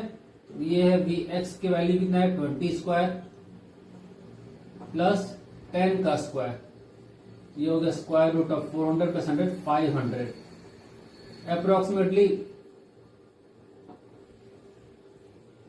24 पॉइंट समथिंग आएगा, ठीक है 24.2 लिख लेते हैं। ये हो गई हमारी velocity at t is equal to 11 second. At t is equal to 11 second पर हमने वेलोसिटी निकाल ली। At t is equal to 11 second question में पूछा एक्सेलरेशन की वैल्यू क्या होगी। एक्सेलरेशन एट, मैंने अभी बोला t is equal to 11 second पे कोई हॉरिजॉन्टल कंपोनेंट नहीं है, हॉरिजॉन्टल कंपोनेंट सिर्फ 10 सेकंड तक ही है। 11th सेकंड में सिर्फ एक ही कंपोनेंट है, vertical component. Vertical component acceleration का वर्टिकल कंपोनेंट मैंने अभी बोला, vertical component of acceleration is nothing but acceleration due to gravity, जिसकी वैल्यू हो जाएगी 10 मीटर पर सेकंड स्क्वायर। ये हमारे आंसर्स हैं, एक वेलोसिटी और ये एक्सेलरेशन का मैग्नीट्यूड। अगर आप चाहो तो एंगल भी निकाल सकते हो, डायरेक्शन किस डायरेक्शन में होगा ये भी निकाल सकते हो। थीटा इज इक्वल टू निकाल लेना, tan इनवर्स vy/vx करके वैल्यू निकाल सकते हो। tan इनवर्स vy कंपोनेंट कितना है 10/20, ठीक है, tan इनवर्स हाफ, ये आपका डायरेक्शन हो गया। इस डायरेक्शन में ये इतना ये जो पार्टिकल है ये गिरेगा इस डायरेक्शन में, इतना एंगल बना रहा होगा हॉरिजॉन्टल से, ठीक है। तो ये हो गया हमारा आंसर। क्वेश्चन नंबर 4.11 सिंपल था, कॉन्सेप्चुअल था, हमको क्वेश्चन समझना था कि किस टाइम पर क्या पूछा है। ये हो गया question number 4.11। Next 4.12 question 4.12 A bob of mass 0.1 kg hung from the ceiling of a room by a string 2 meter long is set into oscillation. The speed of the bob at its main position is 1 meter per second. What is the trajectory of the bob if the string is cut when the bob is A at one of its extreme positions, B at its main position? ये एक oscillation chapter का एक छोटा सा concept यहाँ use हुआ है, उसको हमने वेलोसिटी वाले लॉज ऑफ मोशन में यूज किया। इसको हम अलग चैप्टर में भी, मोशन में प्लेन में भी यूज कर सकते थे, मोशन में स्ट्रेट लाइन में भी यूज कर सकते थे, सेम कॉन्सेप्ट कहीं भी यूज होगा। पर डिटेल में हम चैप्टर 13 जो ऑसिलेशन हमारा है उसमें पढ़ेंगे। ब्रीफ एक आइडिया समझ लेते हैं। हमें पास एक ये दिया हुआ है पेंडुलम टाइप का बॉब और ऑसिलेशन, जिसका मास ऑफ द बॉब दिया हुआ है 0.1 kg और वेलोसिटी एट मीन पोजिशंस दिया है 1 मीटर पर सेकंड, ठीक है। ये 1 मीटर पर सेकंड की वेलोसिटी यहाँ पर है। हमें समझना होगा दो चीज, एक होता है एक्सट्रीम पोजीशन, एक होता है मेन पोजीशन। ये इनिशियली ये रेस्ट पे है, जब आप इसे ऑसिलेट करोगे टू एंड फ्रो मोशन करेगा ये, है ना। ये ऑसिलेट करना मतलब टू एंड फ्रो मोशन करना, ऐसे इस तरफ जाना पड़ना। तो इस पॉइंट को बोलते हैं एक्सट्रीम पोजिशंस, ठीक है। ये होता है हमारा एक्सट्रीम पोजीशन, ये and this position, this two are two extreme positions. हमारे दो एक्सट्रीम पोजीशंस है और this position is mean position, ठीक है। ये होता है हमारा मेन पोजीशन। तो हमें ये बेसिक नॉलेज होना जरूरी है। इसमें बेसिक बहुत ज्यादा डिटेल में नहीं जाएंगे, बेसिक हमारा नॉलेज है velocity at extreme positions is 0, velocity at mean position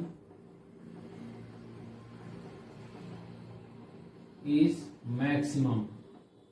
ये हमें बेसिक नॉलेज होना चाहिए, ठीक है। इतना है तो ये क्वेश्चन हमारा सॉल्व हो जाएगा। बहुत डिटेल में हम नहीं जा रहे अभी इसके बारे में, ठीक है। इतना हमें नॉलेज है इस क्वेश्चन को सॉल्व करने के लिए, इतना काफी है।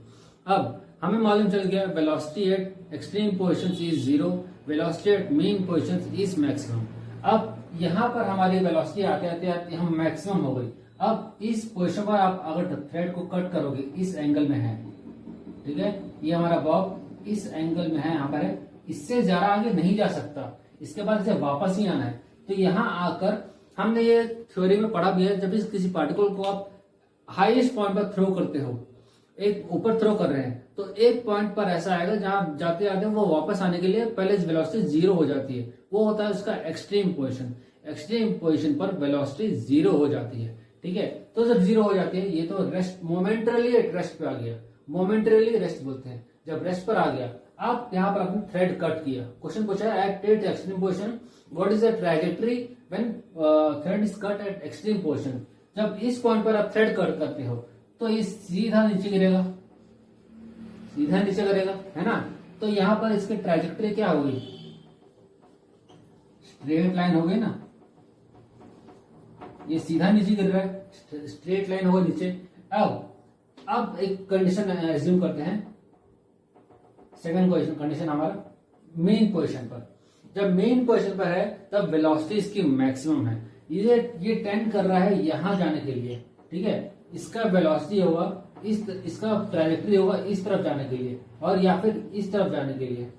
जब इस तरफ मोशन कर रहा है तो ये ऊपर जाएगा, यहां मोशन कर रहा है तो यहां जाएगा, ठीक है। बट आपने इस पॉइंट पर यहां पर थ्रेड कट कर दिया, यहां थ्रेड कट किया, इस पॉइंट पर आपने थ्रेड कट कर दिया, तो ये ऊपर जाने के बजाय थ्रेड कट हो गया, कुछ सपोर्ट तो है नहीं, तो जाएगा कहां, ऊपर जाने के बजाय जाएगा ऐसे, या और डिटेल में हम ड्रॉ करते हैं, ऐसे जाएगा। ऐसे जाने वाला पार्टिकल थ्रेड कट होने के कारण ये ऐसे जाएगा ना, ठीक है। तो ये कौन सा पाथ हुआ, ये पैराबोलिक पाथ हुआ, है ना। ट्रैजेक्टरी क्या होगी, पैराबोलिक पाथ। तो ये हमारा आंसर बी का, ये पार्ट ए का आंसर, ये हमारा पार्ट बी का आंसर। दोनों केस में ट्रैजेक्टरी हमारी ये होगी, ए केस में ट्रैजेक्टरी हमारी स्ट्रेट लाइन होगी, बी केस में ट्रैजेक्टरी हमारी पैराबोलिक पाथ होगी, प्रोजेक्टाइल मोशन जैसी होगी, ठीक है। तो ये हो गया हमारा आंसर। इससे ज्यादा कुछ था नहीं, सब सिर्फ थ्योरी था, न्यूमेरिकल कैलकुलेशन इस क्वेश्चन में था नहीं। Question 4.13, a man of mass 70 kg stands on a weighing scale in a lift which is moving 4 parts. A. Upwards with a uniform speed of 10 meter per second, downwards with a uniform acceleration of 5 meter per second square. C. Upwards with a uniform acceleration of 5 meter per second square. What would be the readings on the scale in each case? D. What would be the reading if the lift mechanism failed and it hurled down freely under gravity? 4 cases हैं, यहाँ board में आपको दिख भी रहा होगा, एक एक करके सॉल्व करते हैं हम। फर्स्ट क्वेश्चन बोला है कि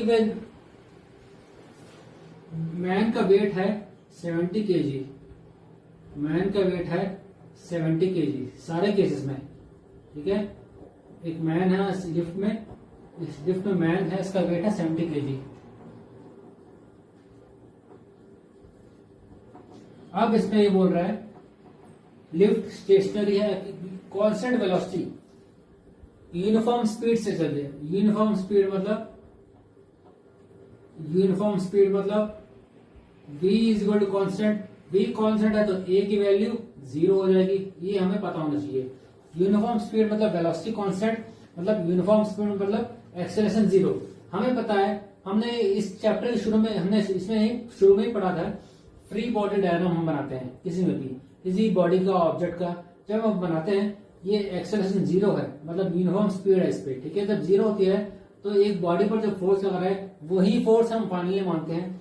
नीचे फोर्स लग रहा है इसके mg, है ना, और इस बॉडी का एक ऊपर एक नॉर्मल रिएक्शन लगता है, हमने पढ़ा इसके बारे में n, तो ये क्या हो गया n normal reaction nr minus mg is equal to 0। So nr is equal to mg, m है 70 kg, g है 10 न्यूटन, ये हो गया 700 न्यूटन या फिर 70 kg, ठीक है। ये kg बोलते हैं, सब कई बार 70 kg बोलते हैं, 70 kg वेट भी बोलते हैं, दोनों एक ही चीज है, ठीक है। 70 kg भी सही है, 70 kg वेट भी लिखते हैं, ये भी सही आंसर है, ठीक है। फर्स्ट का आंसर ये हो गया। जिस केस में यूनिफॉर्म स्पीड से चल रही थी, जब यूनिफॉर्म स्पीड से चल रही होती है, वेलोसिटी कांस्टेंट है, मतलब वेलोसिटी कांस्टेंट मतलब एक्सेलरेशन 0, वहां पर हमें आते हैं body N minus M G, ये वाला क्वेश्चन आएगी, N minus M G, normal reaction minus M G. Second reaction में स्पीड है, एक्सेलरेशन इज 5 मीटर पर सेकंड स्क्वायर, ये है डाउनवर्ड्स, ये है डाउनवर्ड जा रहा है, ए की वैल्यू 5 है इसमें ए की वैल्यू 5 है, अपवर्ड्स, ठीक है। ए की वैल्यू 5 मीटर पर सेकंड स्क्वायर और ये ऊपर जा रहा है, और ये फ्री फॉल अंडर ग्रेविटी, ये केस है। तीनों में हम देखते हैं नेक्स्ट केस में। इसमें दिया है ए इज इक्वल 5 मीटर पर सेकंड पर डाउनवर्ड्स, ए की वैल्यू नीचे जा रही है, तो हम इसमें रिएक्शन लगाएंगे, इक्वेशन ऑफ मोशन लगाते हैं। इक्वेशन ऑफ मोशन कौन सा इक्वेशन लगेगा? नीचे mg जा रहा है, ऊपर नॉर्मल रिएक्शन लग रहा है nr, तो mg minus nr is equal to ma, नीचे जा रहा है, ठीक है। ये हमने बहुत पहले थ्योरी पार्ट में पढ़ा भी है, कैसे इक्वेशन ऑफ मोशन लगाते हैं। तो nr की वैल्यू हो जाएगी mg minus ma, m common है दोनों में, mg माइनस a, 70, g है 10, a है 5 हो गया, ये हो गया 35, ठीक है।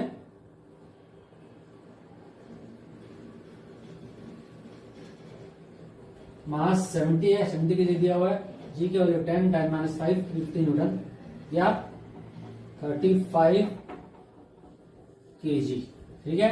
35 kg मतलब जब कोई बॉडी लिफ्ट में है और वो लिफ्ट नीचे जा रही है, तो जितना बॉडी वेट होगा, अगर यूनिफॉर्म एक्सेलरेशन से नीचे जा रही है तो जितना बॉडी वेट होगा उसका हल्का ही महसूस होगा। ये प्रैक्टिकली अपने देखा भी होगा, जब आप लिफ्ट में जाते हो बॉडी नीचे जाती है तो आपको हल्का महसूस होता है। अब आगे देखते हैं नेक्स्ट, ये अपवर्ड जा रही है, तो यहाँ पर जो रिएक्शन लगेगा, नीचे mg normal reaction, nr body के ऊपर जो लगने वाला फोर्स है, इस पर लगाओ, इस पर लगाओ, ये ऊपर जा रहा है ma, तो इस बार क्या हो जाएगा?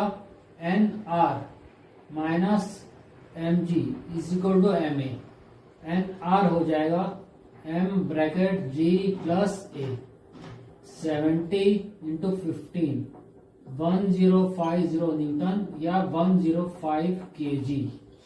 मतलब बॉडी का वेट, एक्चुअल वेट 70 kg है, बट 5 मीटर पर सेकंड स्क्वायर की ऊपर स्पीड से ऊपर जा रही है, तो इंसान को हैवी लगने लगता है, भारी महसूस होता है। जब आप ग्रेविटी के अपोजिट जाने लगते हो तब वेट की भारी लगता है आपको, आपका अपना वेट ही भारी लगने लगता है, ठीक है। तो ये हो गया थर्ड केस।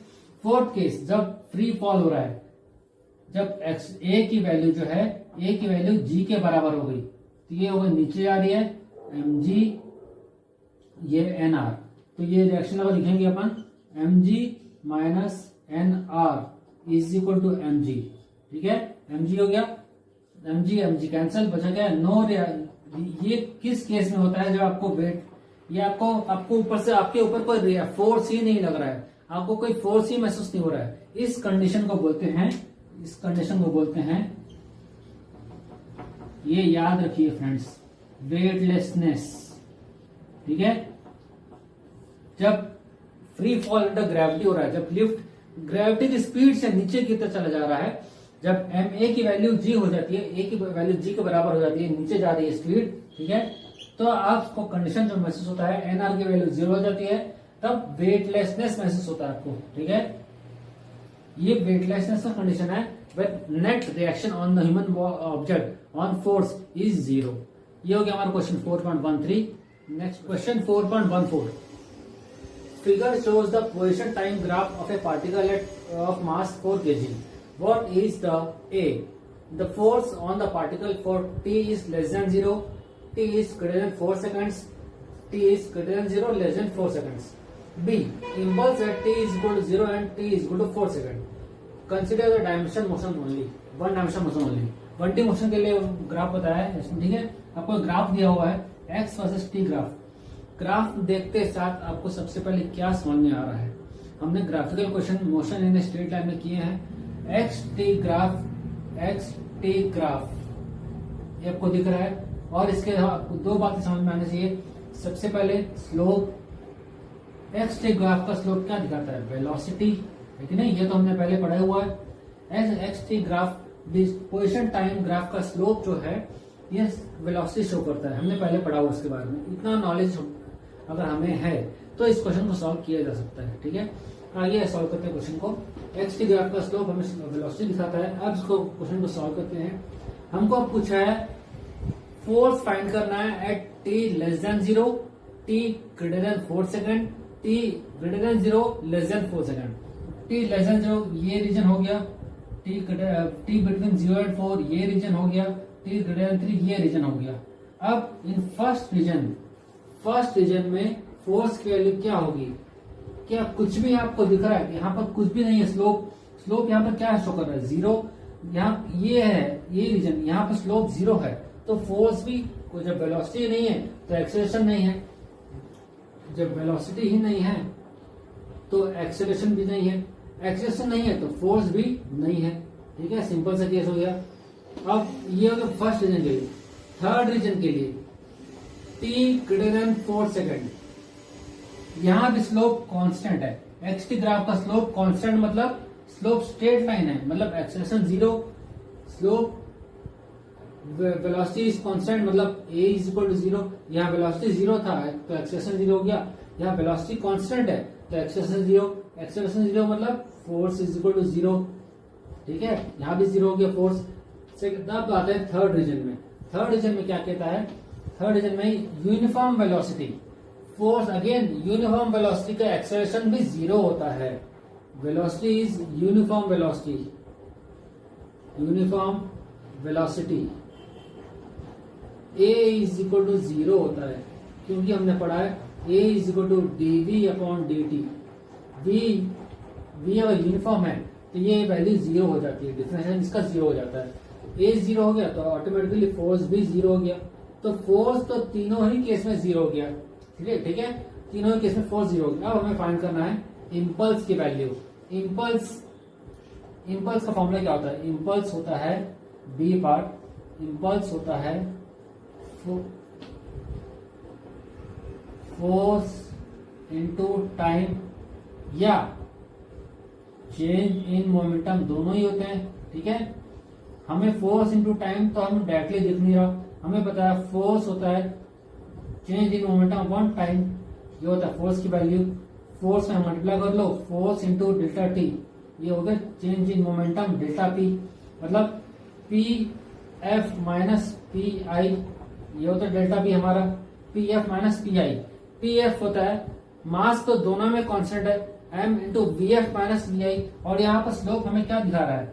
ये स्लोप की वैल्यू अगर हम फाइंड करें, स्लोप होता है हमारा tan थीटा, स्लोप होता है tan थीटा, मतलब यहाँ पर रेशियो क्या है? tan थीटा 3/4, तो थीटा हो गया हमारा, ग्रेडियंट हो गया 3/4, theta is equal to tan inverse.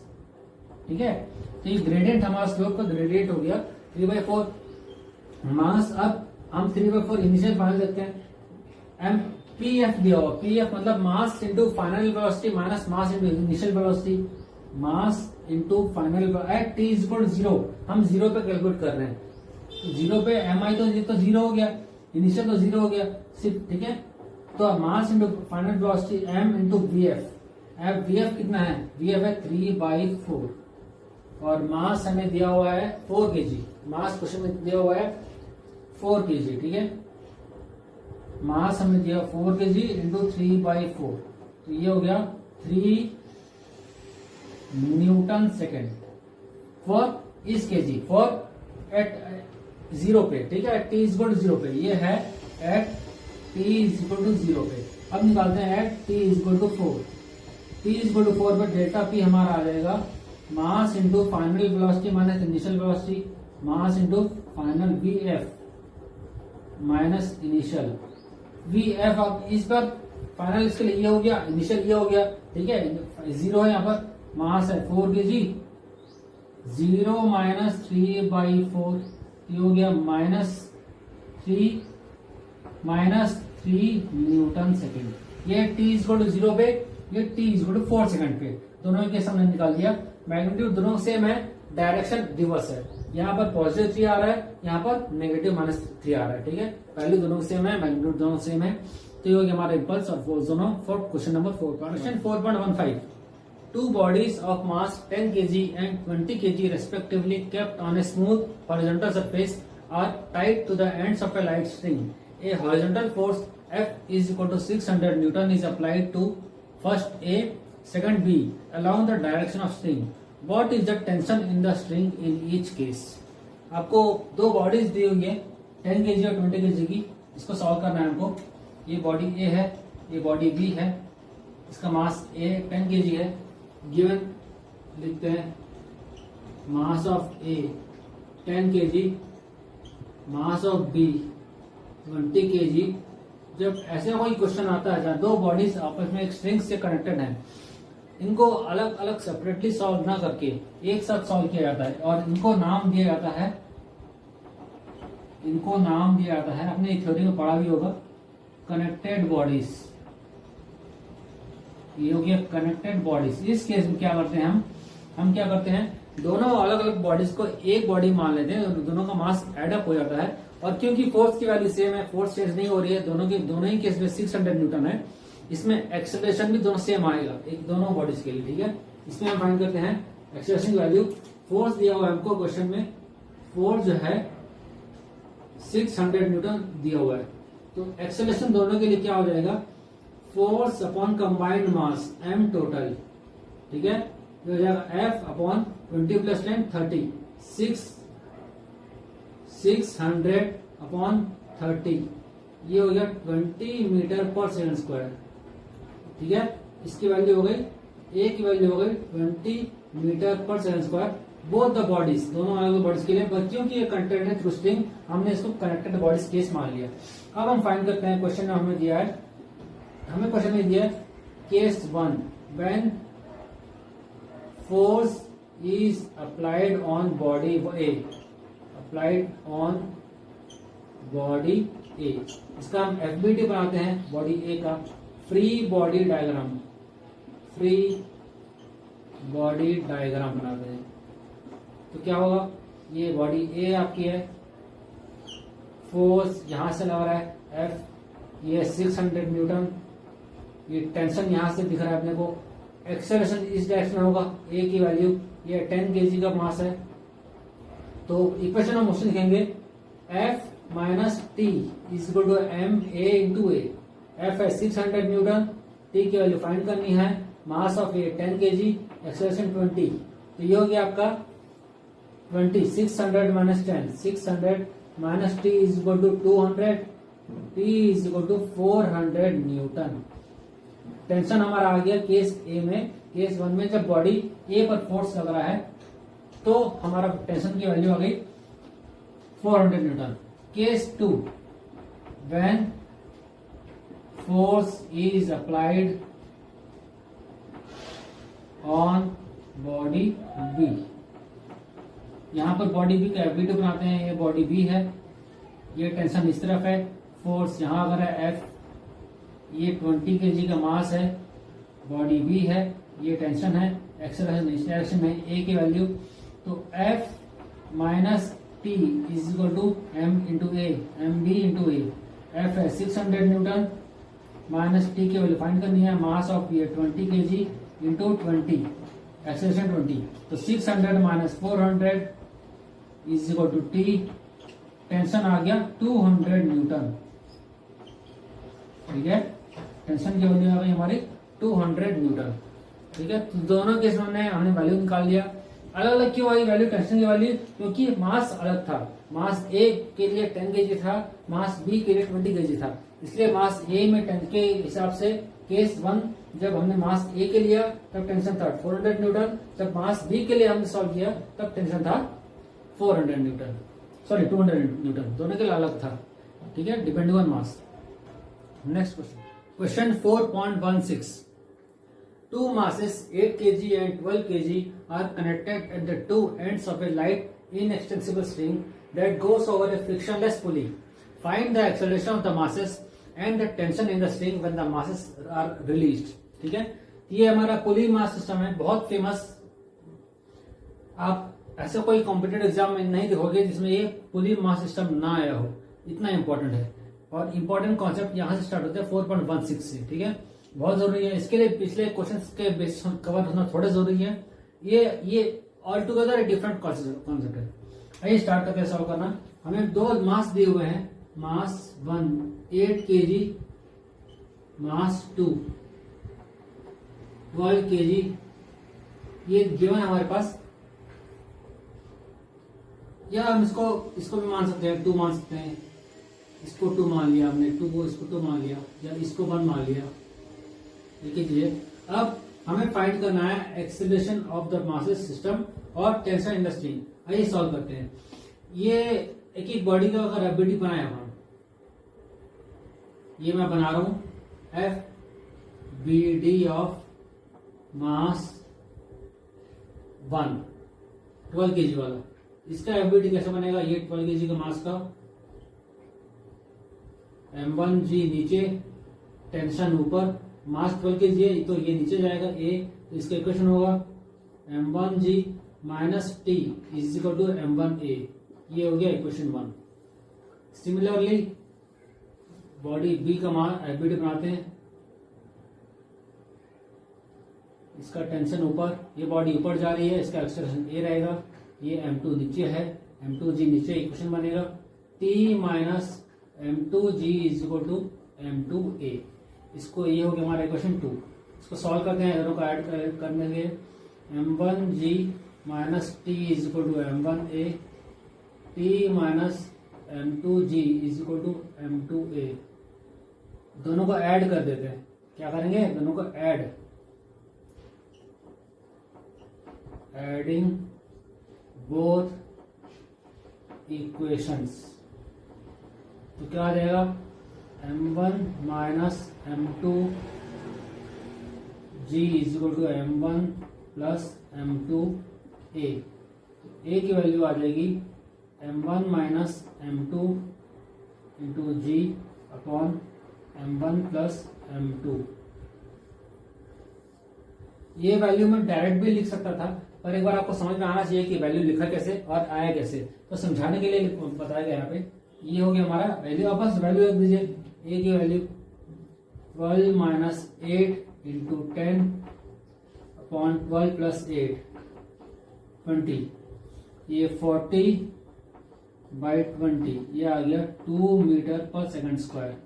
System का एक्सेलरेशन जो हो गया वो 2 मीटर पर सेकंड स्क्वायर आ गया। अब इसकी वैल्यू किसी भी इक्वेशन 1 में रख दो या इक्वेशन 2 में रख दो। 1 में रखते हैं M1G minus T is equal to M1A। M1 है हमारे पास 12 into 10 minus T is equal to 12 into 2 24। 120 minus T is equal to 24। T is equal to 96 newton. ये आ गया हमारा आंसर टेंशन का। ये हमारा टेंशन है, ये हमारा A की वैल्यू है 2 मीटर पर सेकंड स्क्वायर। ठीक है। फुली मास सिस्टम जब भी आए ऐसा इक्वेशन और मोशन बनाकर सॉल्व कीजिए, बहुत अच्छे से सॉल्व होते हैं। ये हमारा इक्वेशन 1 बन गया। हम दोनों का एफबीडी बनाया, एफबीडी बनाओगे तो इक्वेशन बनाना आसान होता है। ठीक है। तो ये हो गया हमारा question number 4.16। Question 4.20, a batsman deflects A ball by an angle of 45 degree without changing it's initial speed which is equal to 54 km per hour. What is the impulse imparted to the ball? Mass of the ball is 0.15 kg. यह में impulse का question again impulse वाला question है। हमने पिछले 2-3 question में पिछले line से 3-4 इम्पल्स वाले क्वेश्चन किए हैं, बस ये भी वही है। दिया हुआ given initial speed 54 kilometre per hour, इसको मीटर पर सेकंड में चेंज करते हैं। 54 इंटू 5 अपॉन 18, ये होता है 15 मीटर पर सेकेंड। मास दिया हुआ है, डिफ्लेक्शन थीटा 45 डिग्री दिया हुआ है, मास ऑफ द बॉल दिया हुआ है 0.15 kg। ठीक है।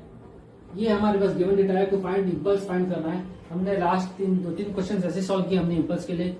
इंपल्स के लिए कुछ नहीं करना है। जब डायरेक्टली आपको फोर्स नहीं दिया है, टाइम नहीं दिया है, तो आप चेंज इन मोमेंटम करके निकाल सकते हैं। ठीक है। मोमेंटम कैसे निकालेंगे? 2 तरीके से, final minus initial. Initial momentum जब बिफोर डिफ्लेक्शन और आफ्टर डिफ्लेक्शन से आप कैसे निकाल सकते हो। इनिशियल मोमेंटम के लिए डेल्टा पी हो गया चेंज इन मोमेंटम, और delta P is equal to P F minus P I. अब इसके लिए निकालना पड़ेगा P I P F. P I initial before deflection. Before deflection में आपको 2 कंपोनेंट्स होंगे यूएक्स यू वाई, और आफ्टर डिफ्लेक्शन के दो कंपोनेंट्स होंगे यूएक्स यूवाई, ठीक है। बिफोर डिफ्लेक्शन के components P I, P initial, U X ओ, U cos theta, theta zero है, डिफ्लेक्शन नहीं हो रहा है, स्ट्रेट आ रही है बॉल, बिफोर डिफ्लेक्शन जीरो है, दोनों में जीरो है, कॉस कंपोनेंट और साइन कंपोनेंट दोनों जीरो है, तो फाइनली आता है एम यू आता है इनिशियल, पी आई, ऐसे पी आई नहीं है एक्चुअली, ये सिर्फ एम यू है, और फाइनल में आता है M U by root two. अब हम निकालते हैं इसका वैल्यू रखते हैं M U by root two minus zero final minus M zero minus U by root two, ठीक है। तो ये हमारा दो कंपोनेंट बढ़कर ये माइनस आ गया, ठीक है।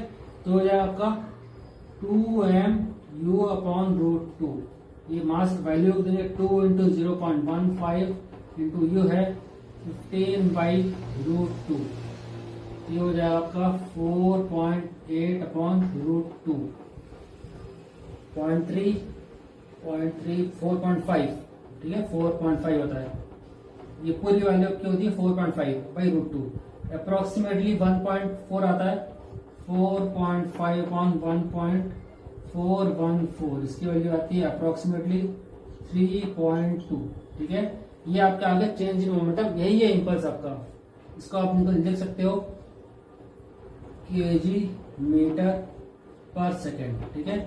ये आपका हो गया change in momentum value, answer 3.2। कुछ नहीं करना था, सेम आपको दो केस लेने थे, before deflection after deflection. Before deflection के दो कंपोनेंट होंगे यूएक्स यूवाई, यूएक्स थीटा की दोनों में जीरो रहेगी, और यूवाई आफ्टर डिफ्लेक्शन दोनों में वैल्यू की theta is equal to 45 degree रहेगी। बस आपको ये वैल्यू लगाना है, आपका आंसर आ जाएगा, सिंपल है, और कुछ था नहीं इसमें। Next question 4.19, A shell of mass 0.020 kg is fired by a gun of mass 100 kg. If the muzzle speed of the shell is 80 meter per second, what is the recoil speed of the gun? ये ऐसा question हमने पहले भी किया हुआ है। Question number ये chapter second, motion in straight line, question number 2.14। इसमें एक पुलिस जीप और थीफ की कार रहती है। इसमें पुलिस एक बुलेट फायर करता है, इसमें थीफ की कार को बुलेट कितने देर में टच करेगी, ये क्वेश्चन ये फाइंड करना था। इसमें मजल स्पीड दिया था, पुलिस गन से निकलने वाला मजल स्पीड, वो अगर आपको डाउट है एक बार फिर से देखिए मजल्स क्या होता है, और नहीं तो एक बार फिर से हम रिवाइज कर लेते हैं मजल होता क्या है। मजल स्पीड वो होती है, मजल देख लीजिए, मजल क्या होता है, it is the exit point of the gun barrel. Gun barrel है, जस्ट इस बैरल से निकलने वाला क्या एग्जिट पॉइंट, इस पॉइंट को बोलते हैं मजल, और इस पॉइंट से निकलने वाले स्पीड को बोलते हैं मजल स्पीड, और ये स्पीड सबसे ज्यादा होती है। हाईएस्ट स्पीड जो होती है गन की मजल की वो यहाँ पर होती है, इस स्पीड को बोलते हैं मजल स्पीड, ठीक है। इम्पैक्ट, इसका इम्पैक्ट क्या होता है, हाइयर मजल स्पीड ग्रेटर इज इफेक्ट और ये इम्पैक्ट। मजल स्पीड जितना ज्यादा होगा उतना ज्यादा वो इफेक्ट प्रोड्यूस करेगा सामने टारगेट पर, वो टारगेट चाहे जो भी हो, अगर आपको डैमेज करना है या जो भी करना है, वो सबसे ज्यादा इम्पैक्ट तब करेगा जब इसका मजल स्पीड सबसे ज्यादा होगा, ठीक है। और फैक्टर्स अफेक्टिंग मजल स्पीड, क्या क्या फैक्टर्स अफेक्ट करते हैं, several factors like gun barrel length, gun कितनी लंबी है, बैरल लेंथ, गन जितनी लंबी होगी उतना अच्छा, उतना ज्यादा मजल स्पीड होगा उस गन का, ठीक है। और type of gun powder use, जिस तरह का गन पाउडर यूज किया हुआ है, आप जब मैन्युफैक्चरिंग गन देखते हैं, बुलेट्स बनते हैं, देखते होंगे आपने, कई तरह के फैक्टर्स से बनते हैं गन पाउडर्स, उस पर भी डिपेंड करता है। और प्रोजेक्टाइल्स मास, बुलेट कितना हैवी है, मजल is different, bullet is different. आपका बुलेट जितना ज्यादा हैवी होगा वो भी इफेक्ट करेगा, कम हैवी होगा तो भी इफेक्ट करेगा, ठीक है। और इसका मेजरमेंट क्या है, एक स्पेशलाइज्ड डिवाइस है क्रोनोग्राफ, क्रोनोग्राफ से आप मजल स्पीड मेजर करते हो, ठीक है। तो ये हो गया बेसिक नॉलेज की मजल होता क्या है, और मजल वेलोसिटी, मजल स्पीड किसको कहते हैं। अब आते हैं डायरेक्ट क्वेश्चन पर। हमारा क्वेश्चन दिया हुआ है, मास ऑफ शेल दिया है, mass of shell 0.02 kg question में दिया हुआ है, और मास ऑफ गन m की वैल्यू दी है 100 kg, 100 kg गन है। मजल स्पीड दिया हुआ है क्वेश्चन में 80 मीटर पर सेकेंड, और रिकॉइल स्पीड दिया हुआ है, वेलोसिटी ऑफ रिकॉइल, गन कितनी तेजी से रिकॉइल वापस करेगा। हमें पता है, जब भी आप देखा होगा अपने क्वेश्चन में कई बार सॉल्व किया होगा, जब गन बुलेट शॉट होता है, गन से शॉट होता है, तो बुलेट गन जो है पीछे एक झटका होता है, ठीक है। वो पीछे आने की स्पीड क्या होगी, इस गन की पीछे आने की स्पीड क्या होगी, कम होती है बट कुछ होती है। उसको सॉल्व करने का तरीका क्या है, कंजर्वेशन ऑफ लीनियर मोमेंटम। हमें पता है एक्सटर्नल फोर्स कुछ नहीं लग रहा, जब कोई एक्सटर्नल फोर्स नहीं लग रहा होता है तो फोर्स 0 हो गया। तो अब क्या करोगे, मोमेंटम कंजर्वेशन करेंगे। मोमेंटम कंजर्वेशन क्या होता है, delta P is equal to 0, ये इसको अप्लाई करेंगे। मतलब initial momentum is equal to final momentum. Initial momentum gun initially 0 rest पे है 0। फाइनल मोमेंटम में क्या क्या आएगा, गन का स्पीड, मजल बुलेट और बुलेट का स्पीड इंक्लूडिंग मजल स्पीड, ठीक है। ये आ जाएगा शेल का speed into velocity of recoil, ठीक है। और ये गन का स्पीड इंटू वेलोसिटी ऑफ ये मजल स्पीड, ठीक है। ये रिकॉइल स्पीड है, ये मजल स्पीड है। ये शेल का मास है, ये मास ऑफ गन है। ये momentum mass of gun into muzzle speed, mass of shell into recoil speed. इसका वैल्यू पुट करेंगे। ये आपको निकालना है वी आर, तो V R velocity of recoil निकालना है। इसको इधर कर M capital M into V M upon small M, ठीक है। ये हो जाएगा। तो वैल्यू पुट करते हैं, सॉल्व करने से क्या आएगा, माइनस में आएगा, ठीक है। माइनस में आ जाएगा माइनस 0.02 इंटू 80/100, ठीक है। अच्छा ये ऐसा आएगा, ये रिकॉइल स्पीड, ठीक है। ये रिकॉइल स्पीड है। मास ऑफ गन का recoil speed, mass of shell का मजल स्पीड, उल्टा हो गया। ये कैपिटल एम होगा, ये स्मॉल एम होगा, ठीक है। तो ये वैल्यू होगी आपकी, ये मास ऑफ शेल का स्पीड, मास ऑफ गन का रिकॉइल स्पीड। ये हो गया आपका आंसर। सॉल्व करो, 0.01 माइनस 0.016 मीटर पर सेकंड। और माइनस में इस स्पीड से गन जो है, ये वो स्पीड है, नेगेटिव साइड का मतलब ये है पीछे आ रहा है। बुलेट आगे जा रही है, गन पीछे आ रहा है, ये नेगेटिव साइड ये शो कर रहा है। और कितने स्पीड से, माइनस 0.016, ठीक है। ये इसका आंसर आपका क्वेश्चन नंबर 4.19। बस मोमेंटम कंजर्व करना था, बाकी question 4.20। A batsman deflects a ball by an angle of 45 degree without changing its initial speed, which is equal to 54 km/h. What is the impulse imparted to the ball? Mass of the ball is 0.15 kg. यह हमें impulse का question, again impulse वाला question है। हमने पिछले 2-3 question में पिछले line से 3-4 इम्पल्स वाले क्वेश्चन किए हैं, बस ये भी वही है। दिया हुआ गिवन इनिशियल स्पीड 54 km/h, इसको मीटर पर सेकंड में चेंज करते हैं। 54 इंटू 5/18, ये होता है 15 मीटर पर सेकेंड। मास दिया हुआ है, डिफ्लेक्शन थीटा 45 डिग्री दिया हुआ है, मास ऑफ द बॉल दिया हुआ है 0.15 kg, ठीक है। ये हमारे पास गिवन डेटा है। टू फाइंड इम्पल्स फाइंड करना है। हमने लास्ट 2-3 क्वेश्चन ऐसे सॉल्व किए हमने इम्पल्स के लिए। इम्पल्स के लिए कुछ नहीं करना है, जब डायरेक्टली आपको फोर्स नहीं दिया है, टाइम नहीं दिया है, तो आप चेंज इन मोमेंटम करके निकाल सकते हैं, ठीक है। मोमेंटम कैसे निकालेंगे, 2 तरीके से, final minus initial. Initial momentum जब बिफोर डिफ्लेक्शन और आफ्टर डिफ्लेक्शन से आप कैसे निकाल सकते हो। इनिशियल मोमेंटम के लिए डेल्टा पी हो गया चेंज इन मोमेंटम, और delta P is equal to P F minus P I. अब इसके लिए निकालना पड़ेगा P I P F. P I initial before deflection. Before deflection में आपको 2 कंपोनेंट्स होंगे यूएक्स यू वाई, और आफ्टर डिफ्लेक्शन के 2 कंपोनेंट्स होंगे यूएक्स यू वाई, ठीक है। बिफोर डिफ्लेक्शन के components P I, P initial, U X हो, यू कॉस थीटा। थीटा 0 है, डिफ्लेक्शन नहीं हो रहा है, स्ट्रेट आ रही है बॉल। बिफोर डिफ्लेक्शन 0 है, दोनों में 0 है, कॉस कंपोनेंट और साइन कंपोनेंट दोनों 0 है। तो फाइनली आता है एम यू आता है इनिशियल। पी आई ऐसे पी आई नहीं है, एक्चुअली ये सिर्फ एम यू है, और फाइनल में आता है एम यू बाई √2। अब हम निकालते हैं इसका वैल्यू रखते हैं M U by √2 minus 0 final minus M 0 minus U by √2, ठीक है। तो ये हमारा 2 कंपोनेंट वर्टिकल, ये माइनस आएगा, ठीक है। तो हो जाएगा आपका 2m u अपॉन √2। ये मास वैल्यू देंगे 2 इंटू 0.15 इंटू यू है 15/√2। ये हो जाएगा आपका 4.8 अपॉन √2, 0.3 4.5, ठीक है। 4.5 होता है, ये पूरी वैल्यू क्या होती है 4.5/√2। अप्रोक्सीमेटली 1.4 आता है, 4.5 अपॉन 1.414, इसकी वैल्यू आती है अप्रोक्सीमेटली 3.2। ठीक है, ये आपका आ गया चेंज इन मोमेंटम, यही है इम्पल्स आपका। इसको आप लिख सकते हो kg मीटर पर सेकेंड। ठीक है, ये आपका हो गया change in momentum value, answer 3.2। कुछ नहीं करना था, सेम आपको दो केस लेने थे, before deflection after deflection. Before deflection के दो कंपोनेंट होंगे, U X you by UX theta की दोनों में 0 रहेगी, और यू बाई आफ्टर डिफ्लेक्शन दोनों में वैल्यू की theta is equal to 45 degree रहेगी। बस आपको ये वैल्यू लगाना है, आपका आंसर आ जाएगा, सिंपल है, और कुछ था नहीं इसमें। Question next 121, a stone of mass 0.25 kg tied to the end of a string is whirled round in a circle of radius 1.5 meter with a speed of 40 revolution per minute in a horizontal plane. What is the tension in the string? What is the maximum speed with which the stone can be whirled around if the string can withstand a maximum tension of 200 Newton?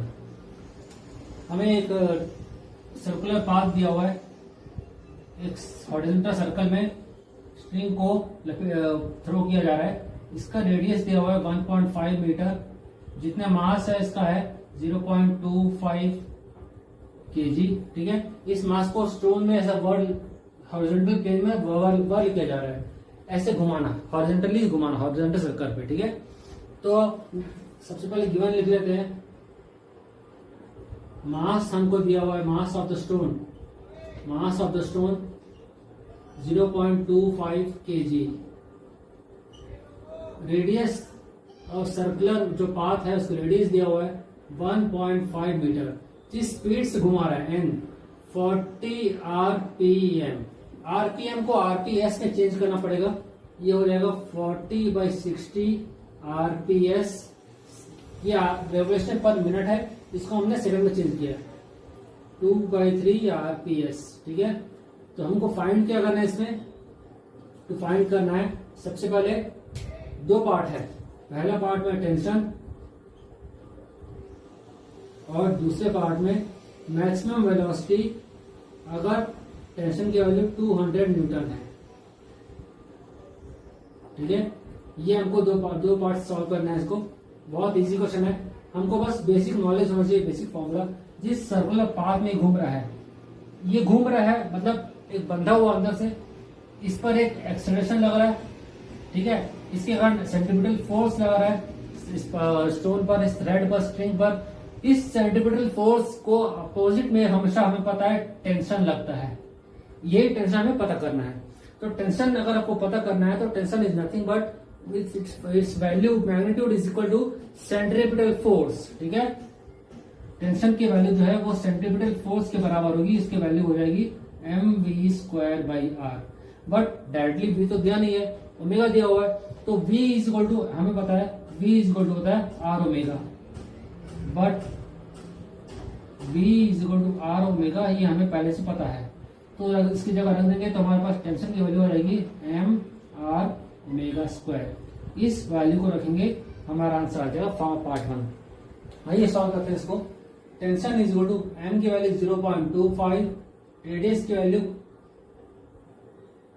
m²r। m है 0.25, omega है, omega होता है 2πn/60, 2πn/60 होता है। ठीक है, into r, r की value 1.5, इसको हमने निकाल के रखा है 0.25 इंटू इसको 2πn/60, 4π/3 इंटू 1.5, इसका स्क्वायर। ठीक है, 4π/3 का स्क्वायर। इसको हम सॉल्व करते हैं, हमें तो टेंशन की वैल्यू मिलती है, हमने सॉल्व किया हुआ इस वैल्यू को, इसकी वैल्यू मिलती है 65.9 न्यूटन। ये हमारा पार्ट ए का आंसर। इसको हमने सॉल्व करने के बाद आंसर निकाला है। B part, if V max की वैल्यू निकालनी है, if T is equal to 200 newton. हमें पता है T force is nothing but T is equal to होता है mv²/r, which implies 200 is equal to m। m क्या होता है 0.15, v² की वैल्यू फाइंड करनी है, r है 1.5, v² is equal to 200 into 1.5, divided by 0.15, ठीक है।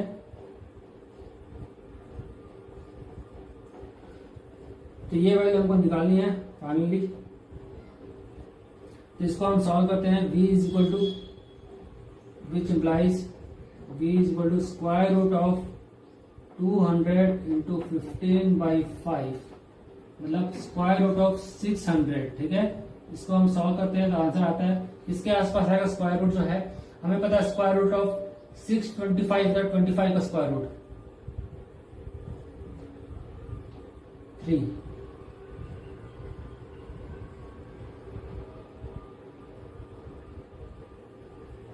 सॉरी 1.15 है।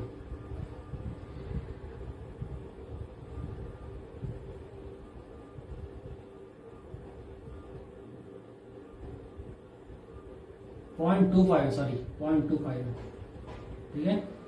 25 है और ये 15 है। तो इसको सॉल्व करते हैं अपन। इसकी वैल्यू आती है 200 इंटू, इसको हम सॉल्व करेंगे तो आंसर आती है अप्रोक्सीमेटली 34.6 मीटर पर सेकंड। ये हमारी v की वैल्यू है, ये आंसर आ रहा है हमारा। इफ टेंशन इस स्ट्रिंग में 200 न्यूटन है तो उसकी जो सर्कुलर पाथ होगा उसका स्पीड होना चाहिए 34.6 मीटर पर सेकंड, तब जाकर उतना मैक्सिमम टेंशन होल्ड कर पाएगा।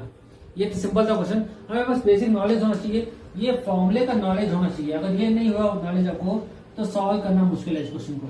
ये बेसिक नॉलेज इंपॉर्टेंट है, इंपॉर्टेंट फॉर्मूले, इसको आप नोट कर लीजिए, ठीक है। तो ये हमारा question number 4.21। Question 4.22, if in exercise 4.21 the speed of the stone is increased beyond the maximum permissible value and the string breaks suddenly, which of the following correctly describes the trajectory of the stone after the string breaks?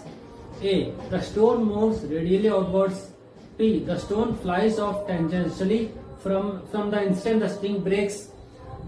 C, the stone flies off at an angle with the tangent of instant of the magnitude depends on the speed of the particle, ठीक है। तीन बहुत conceptual question है, हमें solve करना है। इसमें solve करने के लिए कुछ है नहीं इस क्वेश्चन में। देखो आप जब स्टोन टाई करते हैं, हम लास्ट क्वेश्चन का अगर हम देखें, हमने स्टोन को टाई किया है। स्टोन जो है इस सर्कुलर पाथ, मान लो ये ऐसा हल कर रहा है, ठीक है ना, हॉरिजॉन्टली घूम रहा है। तो हमें पता है इस टाइम पर इसके दो एक्सेलरेशन होते हैं। एक होता है सेंट्रीपिटल या रेडियल एक्सेलरेशन, ठीक है। एक दो एक्सेलरेशन होते हैं, हमने दो पढ़ा है।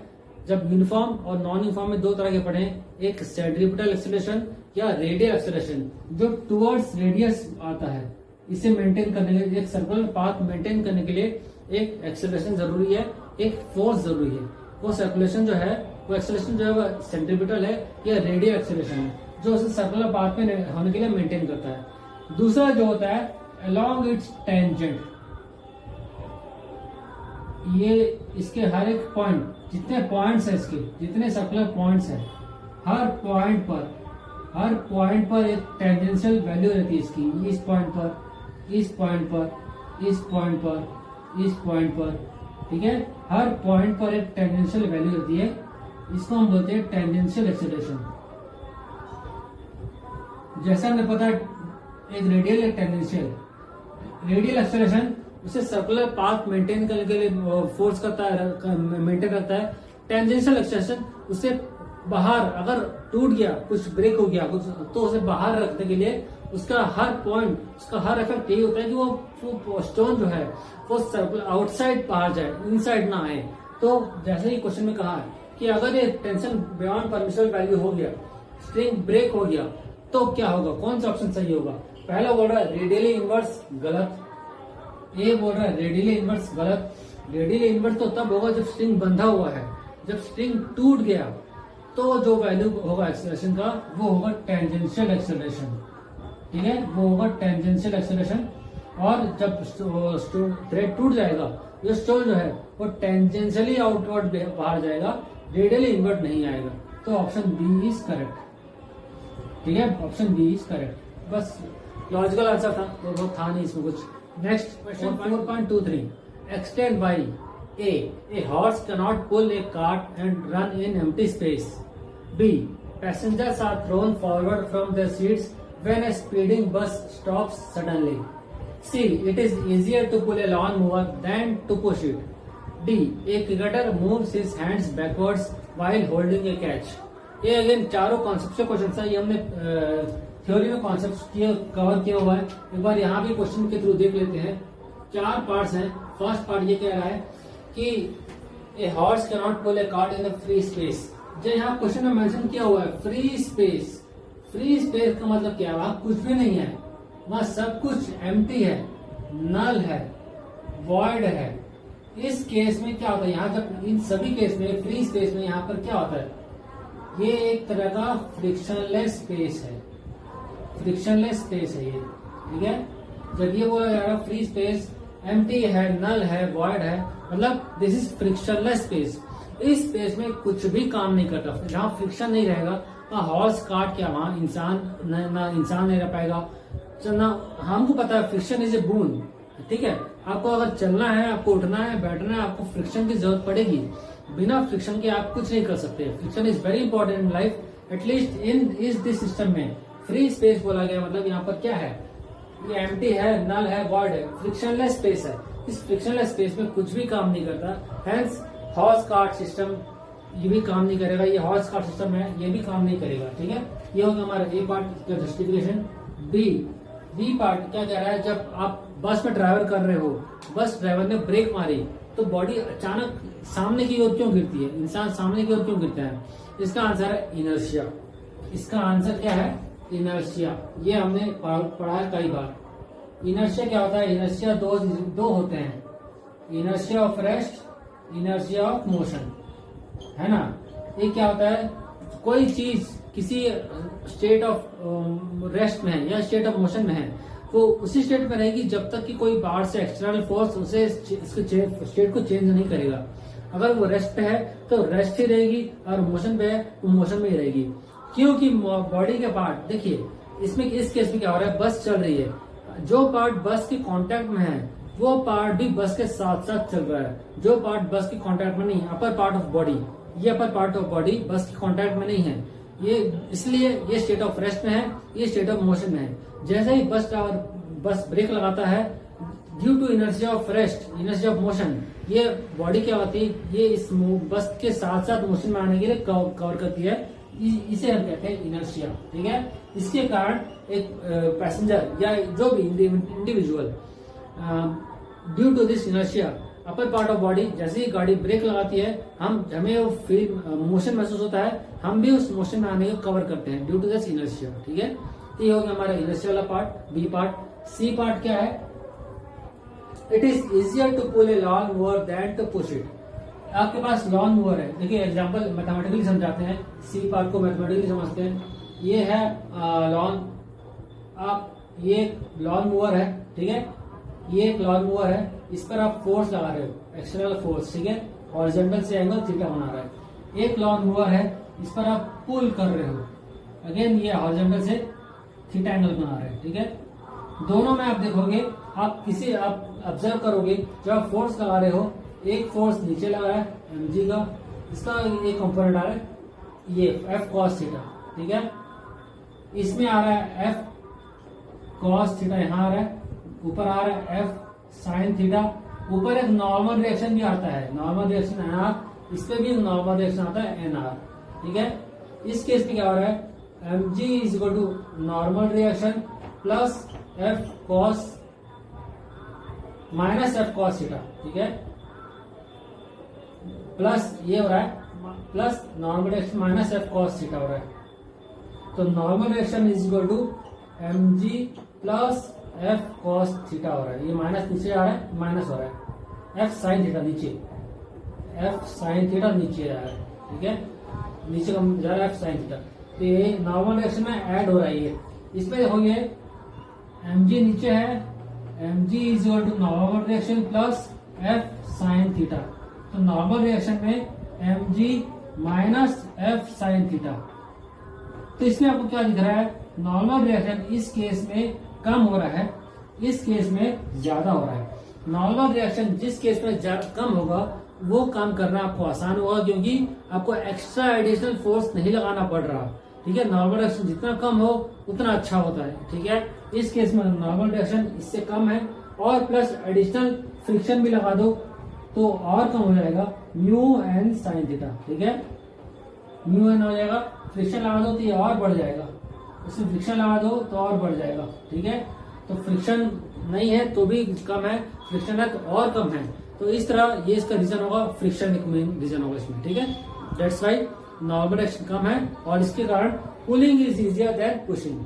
तो हमेशा याद रखिए pulling is always easier than pushing, ठीक है। डी पार्ट क्या कह रहा है, एक cricketer moves his hands backwards while holding the catch. ये पार्ट है आपका इम्पल्स का, ये पार्ट कह रहा है इम्पल्स का। इम्पल्स क्या होता है, फोर्स इनटू टाइम। इम्पल्स क्या होता है, फोर्स इनटू टाइम, ठीक है। आपको जब कोई आप बॉल कैच कर रहे हो, आप अगर ध्यान दोगे जब बॉल कोई फील्डर बॉल कैच कर रहा है तो बॉल की जिस स्पीड से आता है वो ज्यादा फोर्स से आता है हाथ पे, उससे इंजरी होने के चांसेस ज्यादा होते हैं। उसको कम करने के लिए एक क्रिकेटर क्या करता है, कोई भी कैच लेने वाला क्या कहता है, उसको ड्यूरेशन बढ़ा देते हैं फोर्स, ताकि जितना ज्यादा ड्यूरेशन बढ़ाओगे इम्पल्स तो उतना ही रहना है, ये चेंज नहीं हो सकता। आप इसको वेरी कर सकते हो, ठीक है। इसको बढ़ा दो, टाइम को बढ़ा दो, हमें पता है force is inversely proportional to time. Time बढ़ा दो, जितना आप ज्यादा टाइम लगा रहे हो, फोर्स टाइम ले रहे हो बॉल को कैच करने में, उतना कम फोर्स आपको लग रहा है, ठीक है। जितना ज्यादा टाइम लगा रहे हो उतना कम फोर्स आपको लग रहा है कैच करने में, और क्योंकि जितना कम फोर्स लगेगा इंजरी होने के चांस भी उतने ही कम होंगे, जितना ज्यादा फोर्स लगेगा इंजरी होने के चांस भी उतने ज्यादा होंगे, ठीक है। तो ये मतलब है, इसलिए कोई भी क्रिकेटर जब कैच करता है तो उसको हाथ को पीछे ले रहा है ताकि कैच इजी हो, ठीक है। कम फोर्स में ज्यादा इफेक्टिव रिजल्ट मिले आपको, ठीक है। ये होता है, ये इम्पल्स कॉन्सेप्ट है। तो ये हो गया हमारा क्वेश्चन नंबर 4.23। हमारा चैप्टर लॉज ऑफ मोशन यहाँ से कंप्लीट होता है। मिलते हैं नेक्स्ट वीडियो में नए चैप्टर के साथ। Till then good bye, take care.